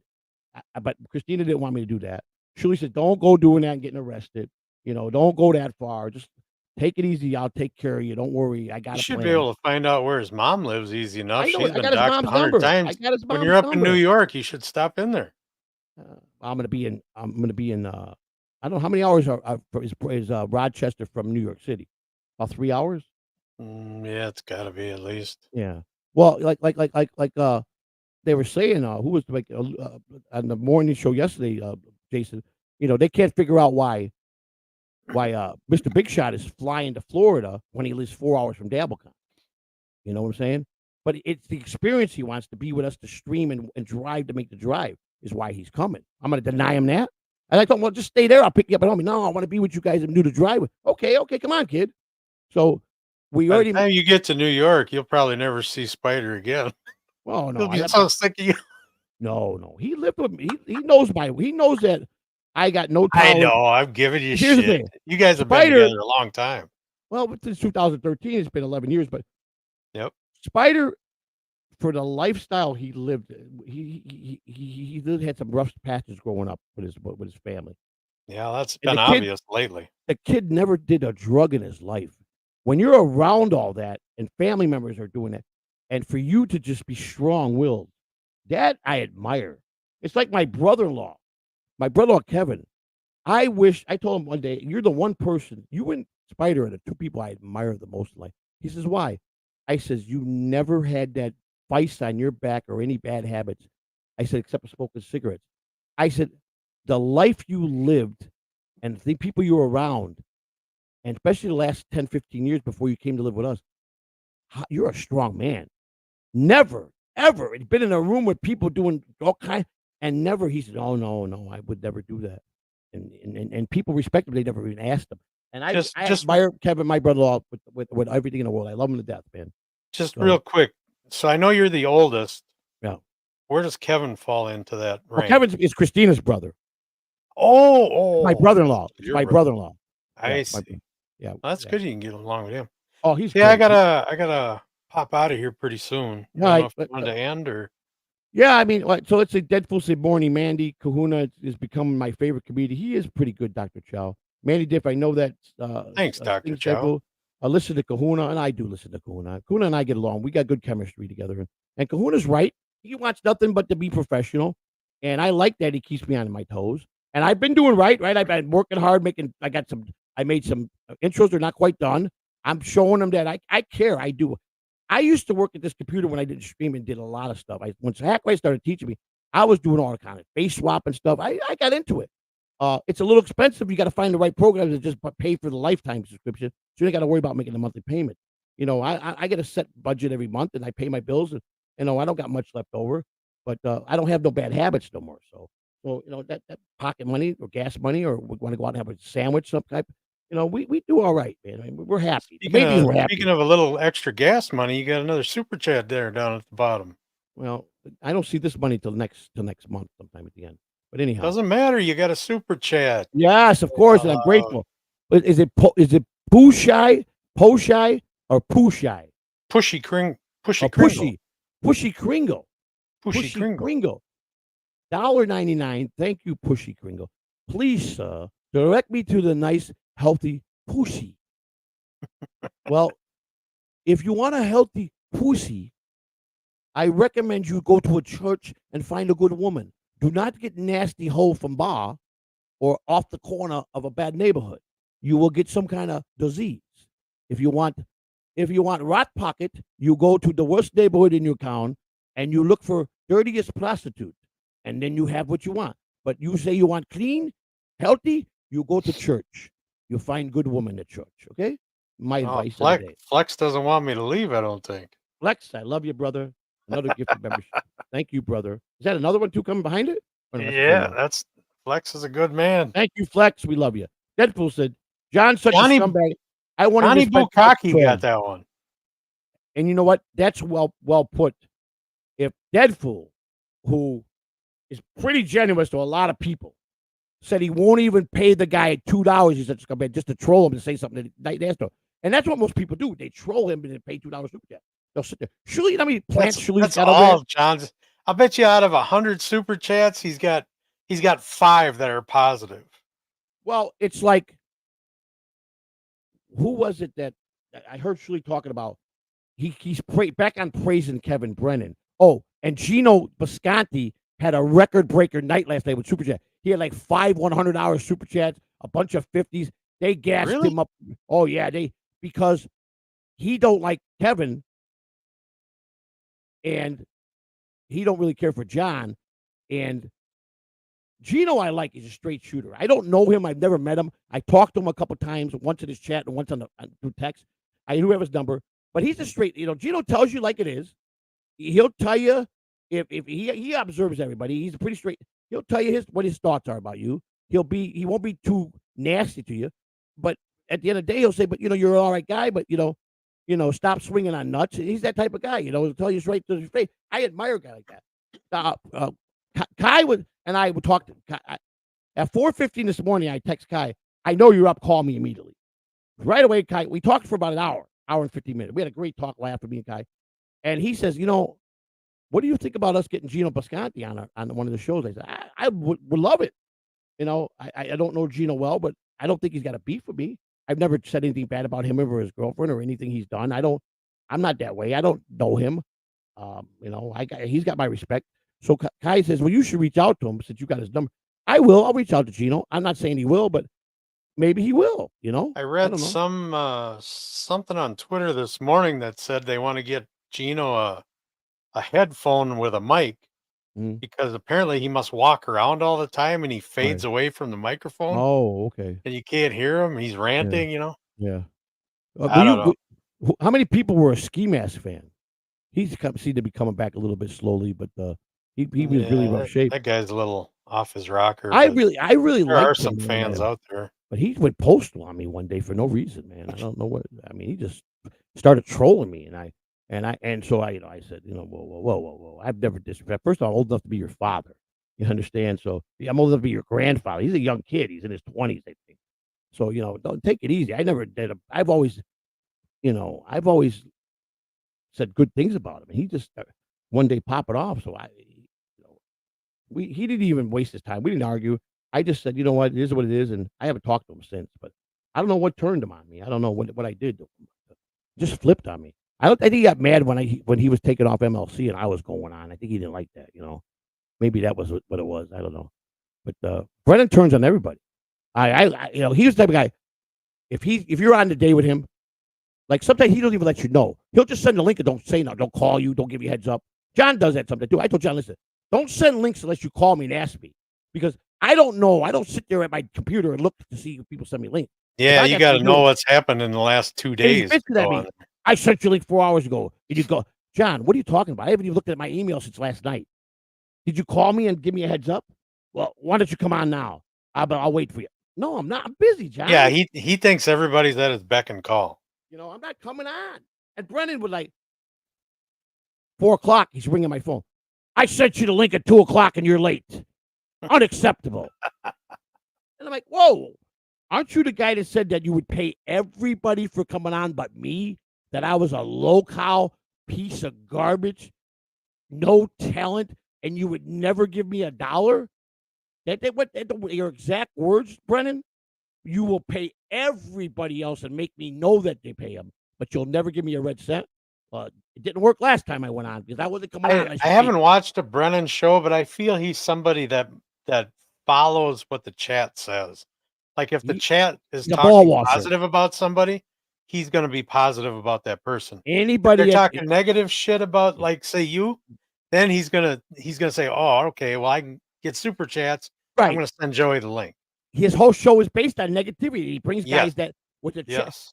The first 6 or 7 times I went on, every other super chat had my name, would someone call me some kind of name or trashing me, trashing my wife, trashing my family. And he loves that but then I find out he pays pretty well. And I'm like, why ain't I get paid? And he goes, I'll never give you $1. And I said, that's pretty that's pretty messed up to say that. Shove your link up your ass. So then I had to fall out with him, and then he found out that I was working with Shuli, and he didn't believe it. So he goes, send me, I want to see proof that Shuli pays you this much every. So I sent him everything. I told Shuli, he goes, send it to him. I don't care. So he goes, oh yeah, how do I know this ain't made up? He goes, I'm not paying you this. I go, but you said you're the best. You pay everybody right. I said, so if you can't match that, I ain't. And I go, by the way, so he sends me a link one day. I did Chris back for the very first time. He goes, Brennan's talking about bringing you on. Why don't you go do it? I think it'd be great. And I wrote him back. I hear you're looking for me. He goes, yeah, I want you to come on. I go, well, I got to clear with Shuli. He goes, fuck you. That's what he said to me. I said, well, I'm not going to diss Shuli or disrespect him. Shuli said, what do you need him for? Absolutely not. Don't even give him the satisfaction. Let him sweat it out. And then he asked me another time, and I denied it. He goes, oh, Shuli didn't approve it. Your daddy didn't approve it. So the third time I called Shuli, and this was like about a month ago. I said, Brennan wants me to come on, but I'm going to do this. And he goes, go for it. Shuli knew I had his best interest at heart. I wanted to do this. I owed it to Brennan. I'm the one that calls him every time he's live, and he's picking up his phone and he's shaking his head. It's me ringing the shit out of his phone. I like to wreck his flow. I really do, because he's a jerk off. A jerk off. Not like jerk off like Mario, from the Bronx Tale, but he's him and Sally, they're jerk offs. Like Sonny told him, Colojo, they're jerk. You're a jerk off, Brennan. A jerk off. You like tree houses, and we know what you did as a young teenager in that tree house. Okay? I know the facts. Johnny Cush told me. Okay? Anyhow, we love you guys. I hope you had another great show. This is our first week completed. The morning show with CC Joe and Big KahunaNui. I'm CC Joe. That's Big Kahuna. Look for some great stuff next week. Tomorrow is what? Tomorrow's Saturday. We're thinking about. I asked you guys if you'd like to do a Rumble stream or watch a movie Saturday as the members, and Kai even said to me, we got to do something nice for these guys. So my email is simple: CatalanoJoseph62. Drop me a line of some ideas you want to do to have a great member stream, and we'll do it. Anything that we can't do on YouTube, we're gonna have to take it to Rumble. Now it probably be just members, but anybody can come in. I'm not gonna. I don't think they have the option of making it members over there. Maybe they do. I don't know. I haven't rumbled enough, but we want to do something cool for you guys. So write me an email if you'd like to do a movie or whatever. We'll do it. We got to do it on Rumble. We can't do nothing copyrighted here. I got to protect the channel. That's why when I went to go argue with Sarah, I told Bardo, he said, do it on my stream. Don't do it on yours. You're monetized. I'm not going to blow my monetize. Even Kai talked about it today. He goes, well, we never know. You never know with YouTube. You might get, anybody can be done. I go, I promise you, I will work my tail off never to have to go through that again. I'm not going to doing all this to get demonetized again. So I'm following the rules pretty good. I'm being a good boy. I'm playing nice. Gaseous says $2. I arrived and get called. Not you. I didn't call you an asshole, Gaseous. I wasn't calling you an asshole. I think he's joking around. Are you joking? I don't remember him. Are you kidding me? We never said anything bad about you. I don't think so. What were we talking about? Deadpool had a pretty funny comment two chats up. What does he say? What does he say? KB positive. I see it now. Ciao. That was funny. Brennan is very negative. You were going off on whatever you're talking about. I was going off on somebody. It wasn't you, Gaseous. You're a guy, man. Why would I go off on anybody in the chat? I love it. Gaseous is a good shit. Good people, man. Well, everybody, Remember, 425, I think, strong or something. I think we had 100 memberships last night. I finally woke up in a certain part of my body. Woke up last night and I felt like I was 22 again. I gotta say, it felt good. The feeling was good. It was a rush that I Yeah, got. that's the part that Mrs. C should get a mold of. So Gasha said, Kahuna mentioned my name, and you said that he is an asshole. Not Well, it's you. obvious that you were talking about somebody else at the We're talking time. about somebody else. And I welcomed him into the chat, so yeah, and he's giving us shit. It was just maybe the coincidence. I would never call you an asshole, brother. Come on, never. Really, He's just I would being never. a purple monkey. Have a great Joey Kahuna friends, Mr. Deadpool. You be careful and behave. Don't play too hard today, okay? We love you. We'll see you later. 11 o'clock stream tonight. 11:15 my stream. Night talk with Joey C. It's not a show. It's a dedication 4 days a week to the chat. We have a good time on that night show. We have fun. We're loose. We talk. We answer questions. We laugh. It's fun. I usually do it by myself. Sometimes Kahuna comes on. Sometimes the Spider will come on. Sometimes my wife will come on. But I like doing it. I just like mingling with you guys. So please don't tune in that. Tomorrow, I think Kai's got a regular Saturday morning show. Monday, the Alpha Shot Lounge with Kahuna and Mrs. C and Spider or Commissioner Catalan TV. That's at 10 o'clock, Monday or Wednesday. Kai will still be 7:30 Monday through Friday while he building his channel up. We'll be back with the morning show and CC Joe and the big KahunaNui. You can find KahunaNui at X at KahunaNui952. You can find me at X at the GOAT 1421. I made a new I'm working on a new intro, and above each of our heads I put our Twitter up there and in the video. I've been pretty good at this stuff, but I'm taking my time to make it nice. The music is what I'm trying to find. I did some AI stuff, some good rap songs. I'll play that out as the outro. It's a song that I did in Suno, and it's a pretty good beat. Even I got a thumbs up from Kahuna, thumbs up from Mrs. C. They did a pretty good job. I put some words in there. I'm no rapper. I'm no guy that knows how to write music, but I put some thought into it, and I like it, and I'm gonna let you guys listen to it. Until later, we thank you all for everything. God bless you. And if you're out drinking, please take an Uber. If you're out with family, cherish it. And just remember what I always say. Lie to no one. If it's someone close to you, you're going to ruin it with a lie. If it's a perfect stranger, who the hell are they you got to lie to? I love you, Joey. I love you too. Oh, lie to no one. Sorry. Lie to no one. I got it now. If it's someone close that you dearly love, you're going to ruin that relationship with a lie. If it's a stranger, who the fuck are they you got to lie to? Why do I got to lie to a stranger? What benefit do I get out of that? Live by that. It's a true statement. And that's my quote of the day. I'm going to start having little quotes that I do. I got Gunzo is supposed to be seeing Gunzo today. He's been putting together some great ideas, Ross. If Ross is still here for the baseball. He's done a whole thing. Kahuna's got to get out of here. He's got to go. He's got to work. This man is going to. I think we're getting a signal. We got to go. We love you. And here's the song, the AA song. Enjoy it. I think I still have it here, don't I? And where's it at? I don't know. Kahuna he might have lifted it out of here. I don't know. I'm glitching. He's glitching. Where is the song at? Trying to hang on. Here we go.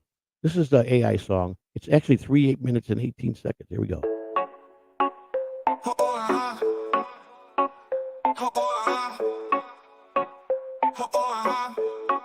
Yeah. Crack a door, CC Joe on the mic, morning flow. Big KahunaNui in the back, crazy like a show. Joe said hello, coffee steam, rise, sunrise, glow. Mix it with the beats, got the rhythm, let it go. Boost the crow, radio blast, moving fast. Bodies grooving, never snoozing, ain't no first class. KahunaNui dance moves, people's dreams shatter. Joe's laughter contagious, next thing don't matter. Morning show, madness, dunks and strong brews. CC Joe, KahunaNui can't refuse. Wake up, shake up, sunrise muse. Swag dripping heavy, no snooze abuse. Headlines read like a joke, can't help but poke. Weather report, KahunaNui chokes on his coke. Traffic jams, Joe spins, make heads smoke. Listeners buzzing, all fired up, no joke. Morning chat, cat napping, no way. Coffee sip, Joe slip, hooray. KahunaNui antics replay. Morning laugh track, back every day. Morning show madness, dokes and strong brews. CC Joe, KahunaNui can't refuse. Wake up, shake up, sunrise muse. Swag dripping heavy, no snooze abuse.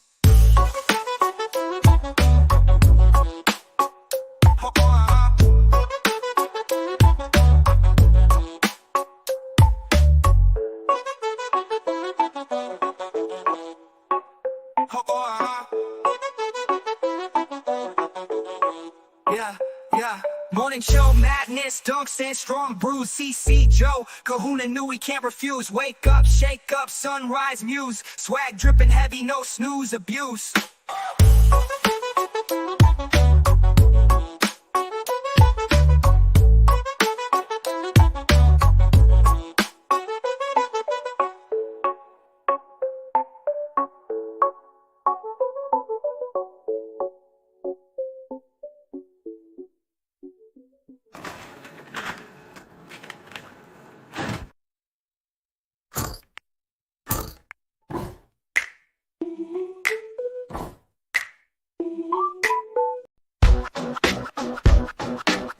Crack a dawn, CC Joe on the mic, morning flow. Big KahunaNui in the back, crazy like a show. Joe said hello, coffee, steam, rise, sunrise flow. Mix it with the beats, got the rhythm, let it go. Rooster crow, radio blast, moving fast. Bodies grooving, never snoozing, ain't no first class. KahunaNui dance moves, people's dreams shatter. Joe's laughter contagious, next thing don't matter.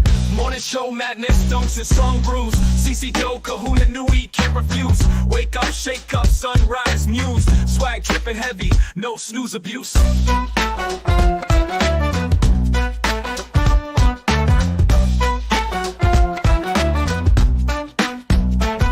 Headlines read like a joke, can't help but poke. Weather report, KahunaNui chokes on his coat. Traffic jams, Joe spins, make head smoke. Listeners buzzing, all fired up, no joke. Morning chat, cat napping, no way. Coffee sip, Joe slip, hooray. KahunaNui antics replay. Morning laugh track every day.